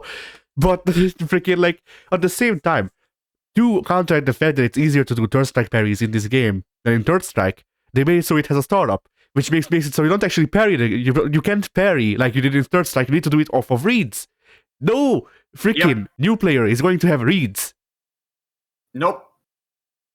It's way hard. I think it's harder to do parries in 5 than it is in 3. Well, yeah, because in 3 you just do the thing with the one frame block, and then instead of doing a block, you just press forward instead, and it just happens. Yep. You get used to it. It's a much more natural system to get used to because instead of blocking backwards, you block forwards, and it works. With this game, it's okay. I need to press middle kick and middle punch together, exactly like 30 frames before his punch lands. And I need to know when it lands. Like I need to know the exact thing where it actually hits, and that's how I parry. And then with most of the characters, it's not a canned attack, so it is literally just a third strike parry, and you need to actually hit them to capitalize off of it. But if you're not expecting the parry to actually work, because 9 out of 10 times it doesn't for you, then you're not going to be able to actually capitalize off of the parries. Like the thing is, like if they wanted to make it where players, newer players, or just players who had bad senses of timing could do like predict the opponent and do a counter, but they didn't have the sense of timing necessary for parrying, but they had the sense of prediction necessary for countering. There was already a character, they could do that in both 3 and 4. And you know how they had to do it? How? Just fucking pick Dudley. Oh yeah, Yamazaki parries. Yeah, that's what I'm talking about. This dude. Yeah, give me it. Here you go. Yeah, that is. Oh shit. I know. Work. It's fine. The freaking that like comment parries work because then I know the startup because I have to input it like that. But when it's a freaking like global parries are not a oh god damn freaking, it. None of the gifts work. You should never be able to show it off. But like there's a difference between. I'll keep trying though. There's a difference between geese parries and the way Street Fighter 5 does them though. Like that's the big thing. Because like geese parries, the startup is your input, and then freaking then it's usually just freaking then it's usually like one or two frames because and like it has an open time that you need to account for or something like that. But that's a character specific thing that you need to learn if you want to play the character. That's not something that they tried to make a global mechanic for a lot of the cast. Too much of the cast. Like having one of these cross counter, like Dudley cross counter type things, I think does really work on a per character basis because like it's always like the thing of like merging like story and gameplay with fighting games, right? Yeah. But it makes like for casuals especially, which with this kind of move you would be trying to appeal to casuals, making them feel like they're great for predicting the opponent. then the casuals would want that to mix with the character, right? Because who is more interested in trying to play a fighting game character for the character's character than casuals? And I mean, even the hardcore guys will openly out and out say that they make a lot of their character decisions based off just liking a character's style, you know? Yeah. Like, perhaps, like they won't go as deep as saying like, "Oh, I really like Balrog's arc in 5 or something," but they might like say like, "I like Balrog because I think what he says is funny, and I like a character who's just about punching the shit out of people." I mean, they won't say that I like Balrog's arc in 5 because like in 89%, if not 90, if not more, characters in Street Fighter have been frozen in time for the past 20 years. Yeah. Balrog wasn't though. Balrog actually got development. Yeah, Balrog actually got development. Unlike most of the other characters. I'm glad at least Ryu stopped with the evil Ryu nonsense. They at least they're finally having Kage split off from him, you know? Yeah. Like that's development at the very least. But it does crack me up that they are so terrified of Street Fighter 3 that they've had to set every game before it, you know? Yeah. I mean, I really want the game set after Street Fighter 3, not because not just because I actually want like more story, because I am a weirdo and I care about fighting game stories, sue me. But freaking like there's one thing that I want out of Street Fighter 6 if it's set after Third Strike. It's 2 words. Kongo Kokuretsu san. Oh, I was going to say Akuma, baby. I mean, the two aren't mutually exclusive. Okay. Imagine if Akuma does get the kid that he has to carry in Street Fighter 6, like with the concept art for Street Fighter 5. But because, like, he has to fight with one arm, like, pretty well with one arm tied behind his back in that way, he's, for the first time ever, playable Shin Akuma, but he's holding back still because of the baby, in a sense. I mean, that would be an interesting way to mix him up. Yeah, like he's still got some Shin Akuma stuff, but he's also kind of holding back in some ways. You get what I mean? Yeah. Like it almost kind of like flips things on their head with Akuma, because Akuma now has to pull from deeper power in order to keep up. You know? Yeah. Because if he tried to do his usual like pulled back Akuma stuff, then he would get his ass kicked because he's pretty well double pulled back. Yeah, that's when they mix the baby design for Akuma and the shirtless design for Akuma. Yeah. I mean, it would make sense because he didn't have the beads or the rope tied around his midsection, so that would mean that he is letting out all of his power. Yeah. I also have to wonder, like, if they ever want to do Street Fighter 6, like, would they ever look at Oni again? Because I don't think Street Fighter is the kind of series, like, the fact that 11 came in for 5, to me, tells me that Street Fighter is not going to be the kind of series that just leaves some characters behind. There are no Su Haos here. Yet. Like, even, I think, the lame assholes of Street Fighter 4, they might try and redeem. There will be a Su Hao in Street Fighter 5, and he's revealed to be the 5th character in Season 5. Oh, no! You better watch out, motherfucker. Mongolian wrestling's making a comeback. He has a big rivalry with Zangief. No, he doesn't. I would accept Su Hao if he like get. Yeah. It's just Su Hao is in the game, but he just gets one hit killed by everything. If you beat Su Hao's personal story, his ending is he gets deleted by Ed Boon. Su Hao is the only character in Street Fighter 5 that can have fatalities done on him. Yeah. The brutalities. Let's meet Capcom halfway. Yeah, there we go. Every character's got a special move that if they do it on Su Hao, it kills him horribly in some way. No, if they do the EX. Nikali would just eat him. Yes. Like that, he would just straight up eat him. Sagat finally gets to pull out his signature gun and just shoots him. Sagat finally gets to pull out his signature style from Street Fighter 1 and fucking hump him to death. Yeah. It doesn't even hurt, but it's just so shameful that that Suhao then commits suicide. Yeah. Oh man. Anyway, where were we? Gun. Wait, why does the second have a gun? Dude, don't ask me. Ask the guys who made the Street Fighter cartoon. Repent bear. Repent tiger. Tiger. And then here's from the movie where he had a gun. I mean, that's weird. Yeah, that's true. The movie didn't even have him be an actual martial artist. He was just a businessman asshole. He was just a gun. Sagat in this Street Fighter movie, Sagat shall be portrayed by Picard with gun. Oh my god, what is this comic book art? Hang on, what you is can just that? see this. What is that comic book art?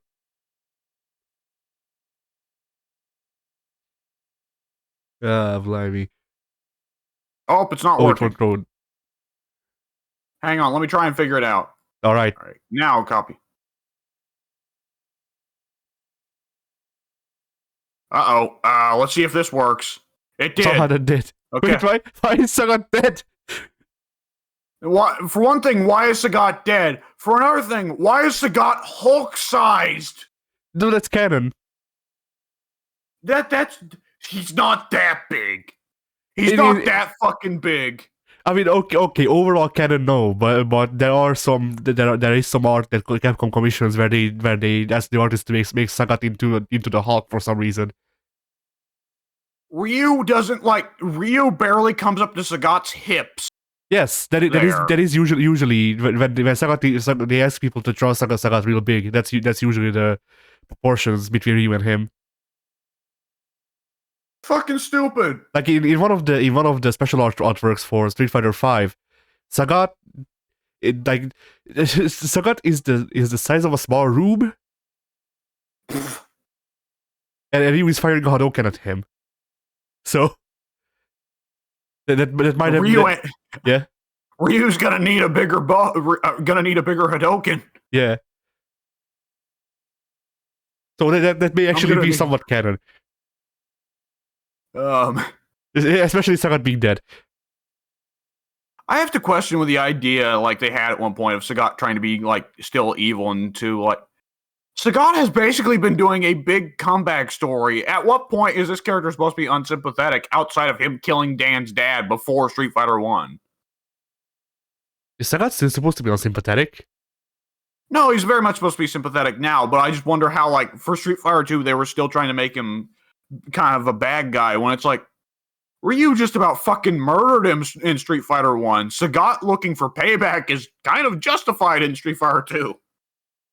Yeah. Like, some of that art almost makes it look like Ryu fucking tore Sagat's chest wide open, you know? Yeah. There's going above and beyond the Call of Duty for a martial arts tournament, you know? Yeah. Like, Ryu basically did a fatality in Sagat, and Sagat just happened to survive. Yeah.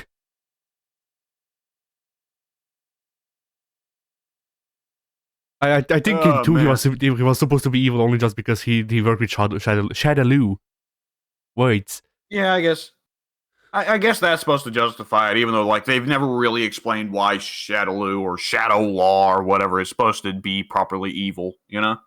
I mean, it's evil because Bison owns it. Yeah, that's true.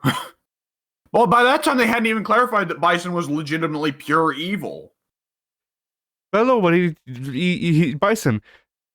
You don't need explanation. Look at Dalsim, he's yoga. Don't ask about that either. I guess so. Okay. So we always ask, where should Street Fighter 6 go? I want Street Fighter 6 to launch without Bison, without Rose. Partly because, I love Bison, but I'm sick of Bison being the main villain. I doubt Street Fighter 6 would have the balls to make Gil the big bad guy. But I'd like to see, them do something else for a little bit. And in one of the later seasons, one of the characters not be Bison, not be Rose, but be Bison and Rose merged back together. In Kami's body. and Cammy's body. I mean, they've been setting that up for years, but at the same time, I think like Yeah, I don't think they do it because Cammy is too well established. But it I think would be they've odd. already got. Yeah. I think they've already got Seth as the character that's supposed to sexually confuse people. Look, it's fine. Bison's been around a while. That's true. Seth might be the setup for Bison and Cammy's body. Maybe. No, but I don't want them to have M. Bison's voice actor just come in and do the lines. No, I want them get M. Bison's voice actor to do the voice lines while putting on the world's worst woman voice. That's a funny ironic suggestion. My unironic suggestion would be have M. Bison's voice actor come in and recite the lines, but then don't put those in the game. Have the Cammy voice actor come in, listen to those lines, and do a M. Bison impression. Oh, that or they could also do it layered. That could work too. I gotta admit, it would be pretty funny to hear like Cammy. The best one they could do, in my opinion, if all three of them merge like that to form Ultimate Bison, I guess, would be to make it where they get Bison's voice actor to do the deliveries normally, and they get both Cammy and Rose's voice actors to listen to that and imitate it, and then just mix the three of them together. Yeah. I think it would just be funny to hear Cammy's voice actor, who is ordinarily like this very light, high-pitched British voice, suddenly have to try and imitate M. Bison's goofy voice, you know? Yeah. Does it not beg the question of like, so is Rose supposed to be like just an aspect of Bison's soul that he split off, or was it like a full Virgil Urizen situation where neither holds the true physical body, but it was split in half? I can't comment because I didn't know that Rose was Bison until recently, because you told me that Rose was Bison until recently or recently, because I'm so bored by Rose that I never looked into her lore. I'm gonna look up what the Street Fighter wiki says because it would probably know. Like, I at the same time, I can absolutely see Street Fighter Alpha never going enough into detail to clarify. Yeah. Street Fighter Rose concept. She was based off the character Lisa from Street Fighter Alpha. Boy, I didn't notice. Lisa is my favorite character from Street Fighter Alpha. JoJo's Bizarre Street Fighter.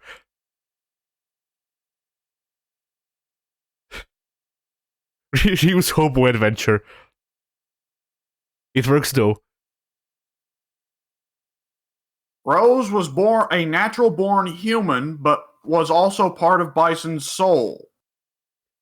So she's a Horcrux. She's the girl who lived, come to die. Yeah. Okay, now I've got to see if they ever provide an origins for Bison himself. Almost nothing is known about M. Bison's past. Oh, well, okay. Yeah, Bison seems like a character that they don't really want to talk about the past of. Just have ambiguous evil. Apparently, it is stated that Bison did use soul power in the same way Rose did before he split her off, and then switched to psycho power. Because don't they explain, like in 5, that psycho power like gains power from how evil the user is and how much hatred and negative emotion there is in the world? Something like that. So I guess like then that was part of the thing was he split off Rose so he'd get stronger. Yeah. What if they do the merger and then Bison Cammy can throw a psycho balls? Bison can't even fucking throw psycho balls right now. Oh no, wait, you're talking about... Oh no. You're kind of right, though. Yeah, if those three did merge, you kind of would just end up with Athena, wouldn't you? Yes. Oh no. Imagine the Cammy voice actor going, Psycho Ball! Oh no. and at last, true suffering was unleashed on the world in the form of Athena Amamiya, or whatever her last name is. Oh, I desperately want them to do CVS3 just to explain that further in depth than just beyond, oh, we use the same power. Yeah. Because, like, that has tremendous lore implications for both Bison and Athena. Like, what does that mean for Athena in the wider KOF series? Because she's supposed to be a good guy, but her power is fueled by suffering? I mean, maybe it's supposed to be an ironic twist of fate.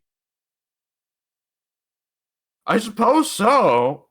They could also wave away any bullshit power up that she gets by that. Well, because like freaking they could have the freaking the antagonist kill people, and then there's more suffering, and Athena defeats it. I mean, when you think about it, Verse dying and bringing back all the bad guys would make Athena way stronger. Yes. Athena will once again return to her 98 supremacy in KOF 15.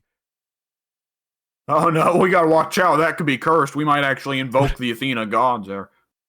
I had a bad idea. The final boss of KOF 15 is God Athena? No, Verse. Rare Athena. Rare Athena. Oh, ooh, ooh. never have scarier words been uttered. When she does that super where she gets the balls floating around her, it just stays on for the rest of the match. And they're also the size of freaking, well, how am I forgetting? Kusaragado. Yeah. Oh no. If you put the Shango Satsu backwards when she has a super, she's just a psycho ball and the match ends. No. No, just no. Oh shit. Anyway. Okay.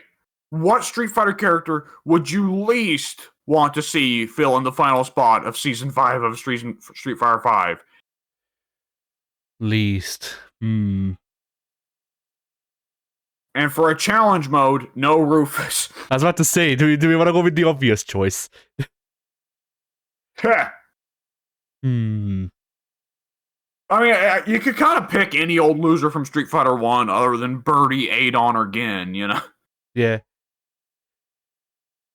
I mean, my issue isn't that I don't have enough characters. My issue is that I have too many.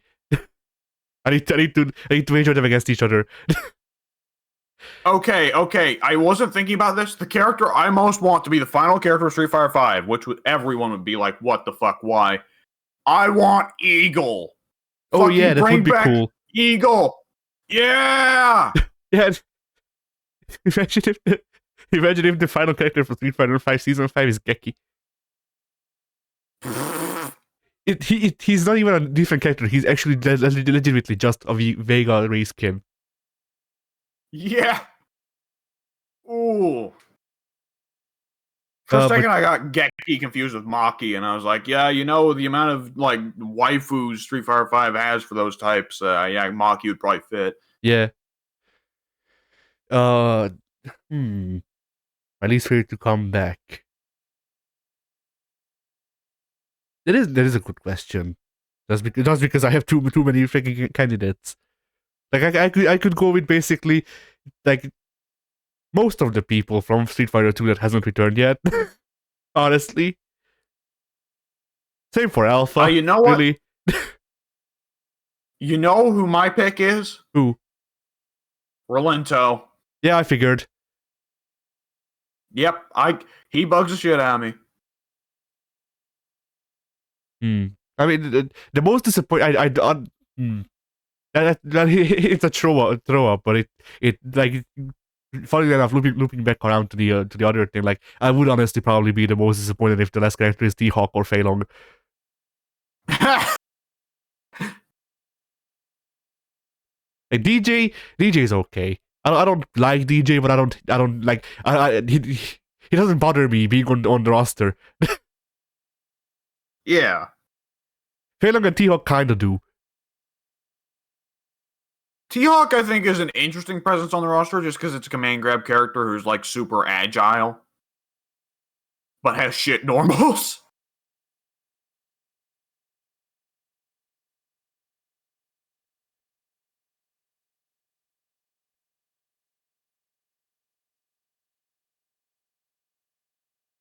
I'm kind of surprised you haven't gone with El Fuerte. We have fun. Yeah, I guess that is the truth. Well, see, El Fuerte's not just like horrifying in terms of like character design. El Fuerte's horrifying in gameplay. So is Fung. After That's true. After the last time we played with Goku, I actually like I found I found out that Fung is apparently the well-known Pop Stomper character, where he's very good against new players and very bad against the veterans, which I don't know when I put my Fung against Goku. Yeah. I probably wouldn't have put Fung against him if I did.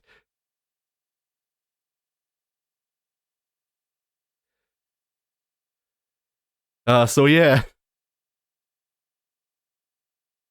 So yeah, Fung is scary. Fung can be scary.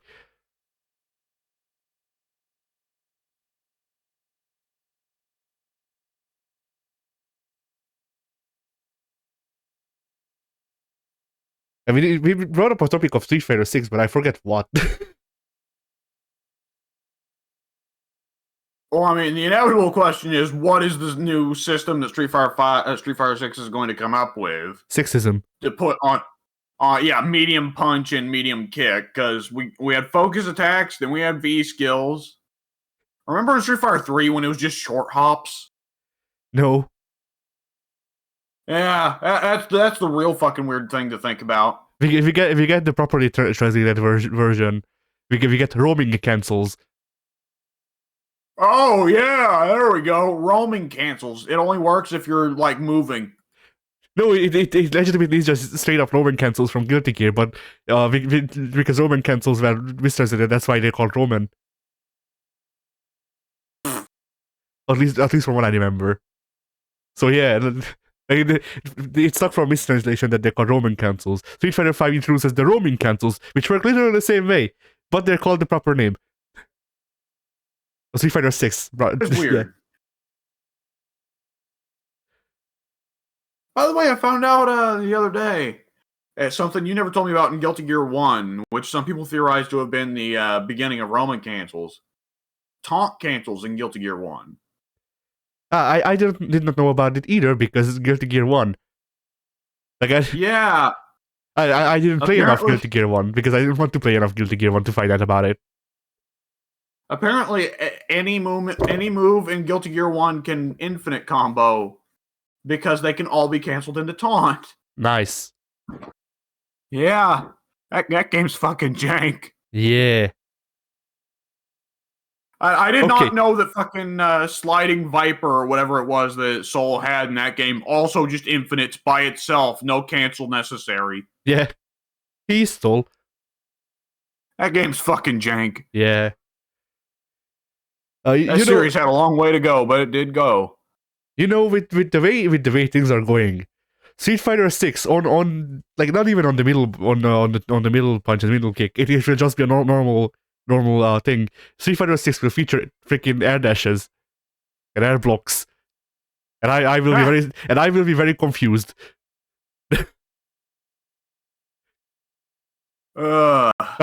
I asked for Akuma to be put into Guilty Gear Strive so hard that Guilty Gear Strive became Street Fighter and Street Fighter became Guilty Gear. What? The monkey's paw curls. Yeah. Oh man. All right. I would like to wrap things up fairly soon on this podcast because I'm about to shit my pants. All right. What do you think the new thing they will be? The new hip thing to do is Street Fighter 6? Well, I would say after Ono tried to go in a new direction with 5 and it didn't really work, I think these new guys are already with season 5 and season 4. You can see that the new guys have tried to focus more on let's do what we think the fans want. Let's go more so for fan service. Let's return to base. Let's It's the come to Jesus moment, right? Yeah. Which I think that Street Fighter 6, if these same guys are still in charge, is going to be a come to Jesus game. It is going to try and figure out what was good about 2, 3, 4, and Alpha and bottle that up rather than try and do something new and different. Which is going to be a Herculean task because 2, 3, 4, and Alpha are all very different games. Yeah. I mean, if we get air blocks out of it, then I'll be satisfied enough. I think the ultimate way they could do things would be bring back the fucking ism system from Alpha. Grooves. Grooves. Oh, Grooves would be fucking pushing it. Could you imagine if they did an ism system that was 2-ism, 3-ism, 4-ism, Alpha-ism? Oh. So you mean like Sancho 6? Yeah. Balancing would suck. Sancho 6 went further beyond because Sancho 6 had a 1-ism, 2-ism, 3-ism, 4-ism, 5-ism, 6-ism, 7-ism, 0-ism. That's right, we're going ahead, motherfuckers. We're telling you what 7's gonna look like. That was some balls, I gotta say. Yeah. In truth, in a realistic budgetary way, I'd say they'd probably want to try and shoot for something.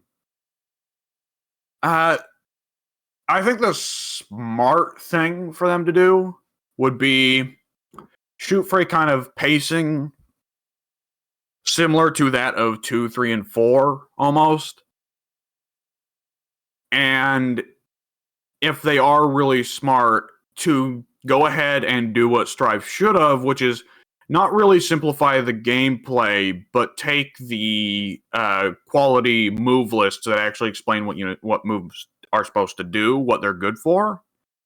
And this is going to be the I think least likely one, because Tekken 7 has proven that you can now get people to pay for frame data.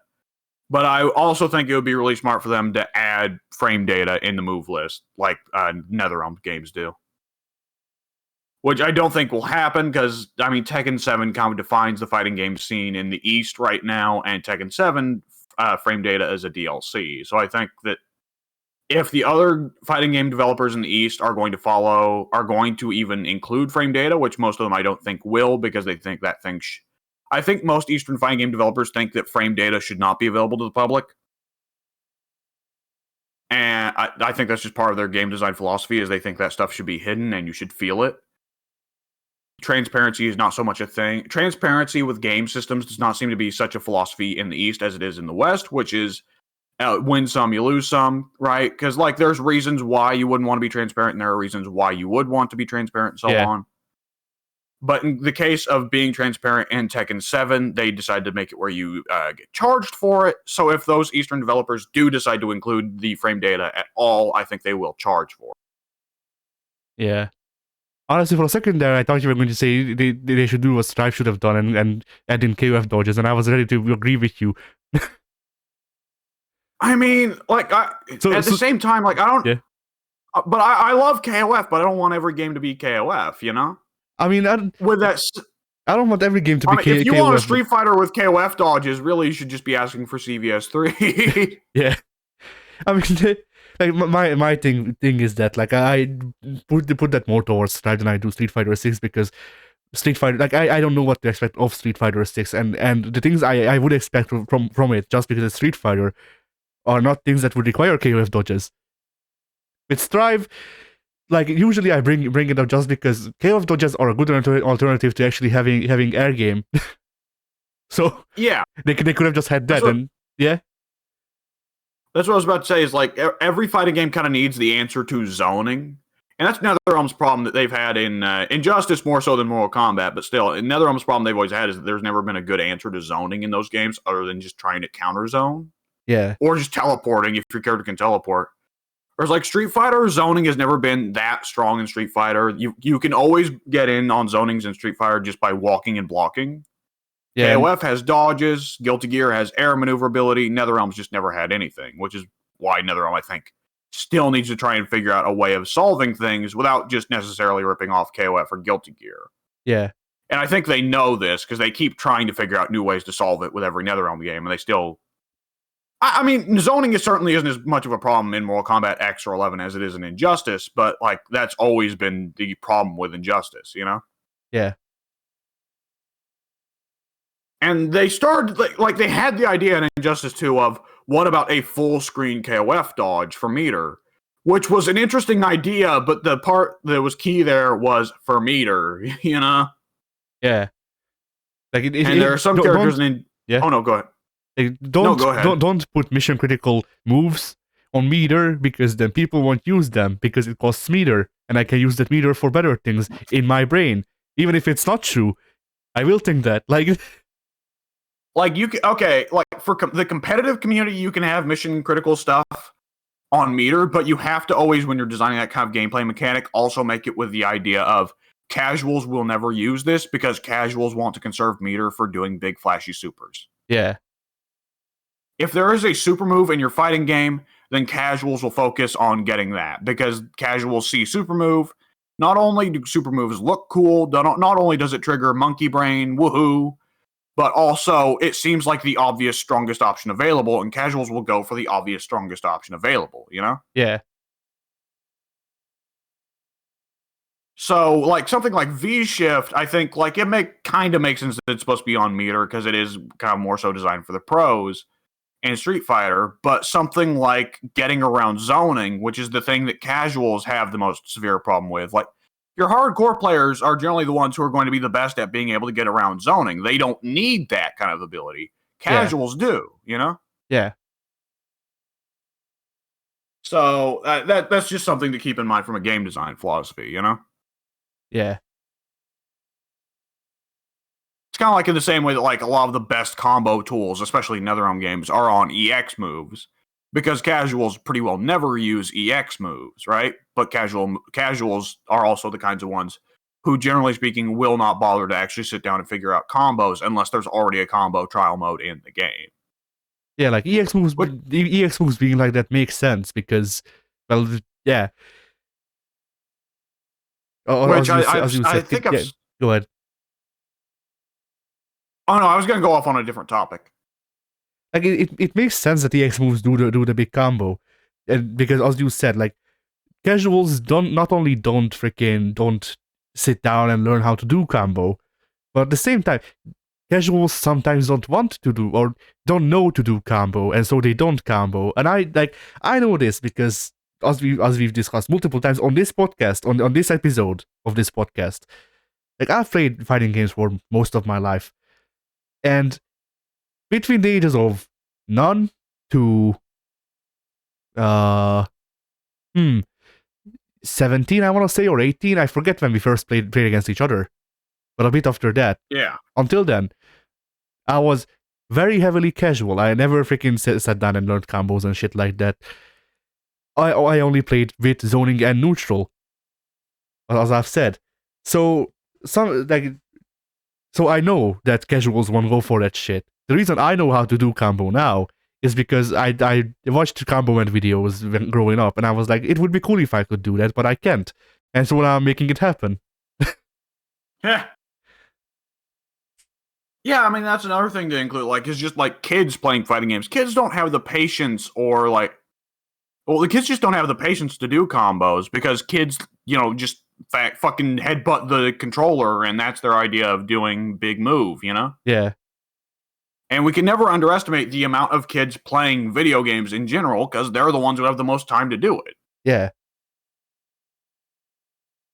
But what was I going to say? Right. What I wanted to say was I think a really great thing Street Fighter 6 could do is have a trial mode that actually teaches you fucking viable stuff instead of being like a challenge mode in and of itself, you know? I don't know. Let's take baby steps. Let's have a tutorial that actually teaches you things that are not obvious. Yeah. Like, because the trial mode, that people don't usually use trial modes. The only people who use trial modes are things. Yeah. People who already have experience with fighting games. Yeah. And I mean, yeah, of course, there was that hot minute where it was really big on fighting game YouTube to do KOF 13 combo trials for views. That was a funny time. So I mean, what was I going to say? Like, but I think more people would touch it if they was labeled like example combos or beginner combos. I don't know, maybe, but then like I'm pushed off of things like that. But at the same time, I like as we've said, both of us are on the cusp between freaking casual and freaking hardcore. So like, who the fuck knows? Yeah, I mean, you come at things of the mentality of wanting to be creative and like make up your own combos. The idea of going with what the game tells you for combos wouldn't sound like very fun for you. That sounds like it would defeat the point of fighting games. Yeah.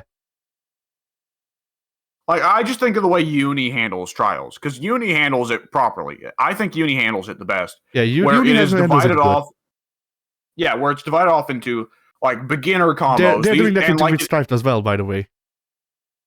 Oh, that's good. That's good. I like that.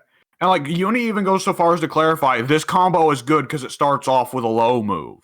So it starts off with a mix up, right? Yeah. It's not just a move because like so many of the combos that you're going to do, especially in trials in these games, are going to be like, oh, well, the opponent's only getting hit by this if I already catch them while they're doing something else, or they just forget to block, Yeah. But my favorite trial mode out of all fighting games is, funnily enough, Street Fighter V, where if you go into combo trials, before booting up the actual trials, the game tells you, some of the combos in these trials may not work because of balancing differences. Fucking update the trials then, motherfucker. Yeah, that's the one that always fucking cracks me the fuck up, is like, what the fuck then? So this is just not transferable knowledge at all? These are just challenges that exist in isolation that cannot be related to the game itself? Yeah, that's the mini game.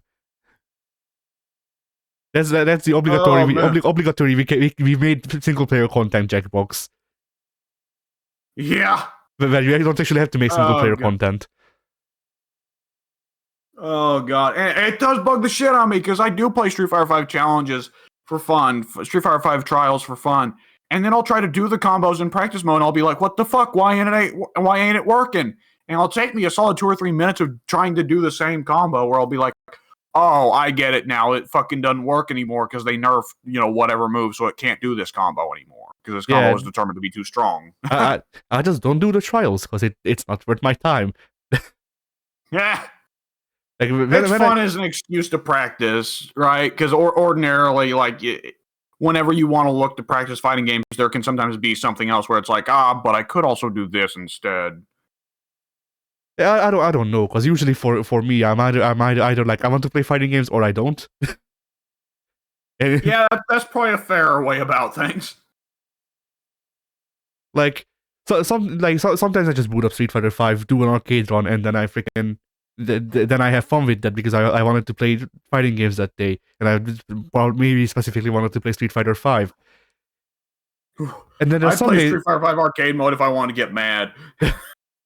It can actually be fun. Like it feels fun to have to fight uphill against Bison input-reading the ever-loving shit out of you once you know there is freaking his normal loops. Because then it stops being about actually like freaking getting your input read, and it starts being about the reads, like the actual reads. Yeah. Because then it's is the AI going to go for a jump, or is the AI going to try to go for a loop again? Because it's expecting me to try to think he's going for a jump, and then when he jumps, it's going to be empty because he does that for some reason.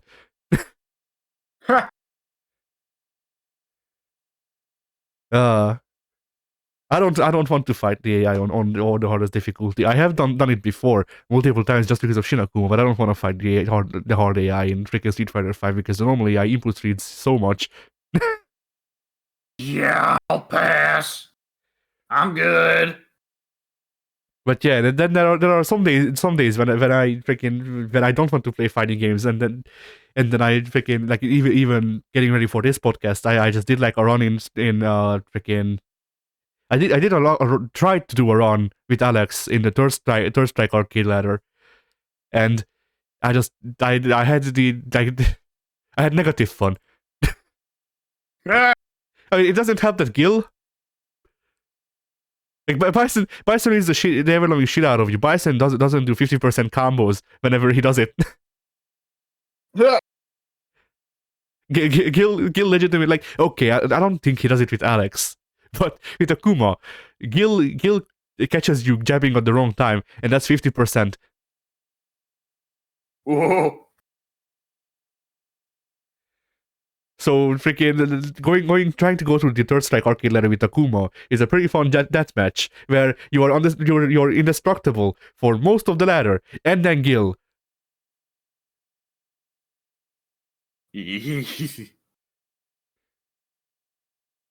Anyway, do we want to discuss which game we want to do next? Have you already cut the recording? No, not yet. Oh, well, okay. I guess we probably should say which game next is on the recording. Let's see.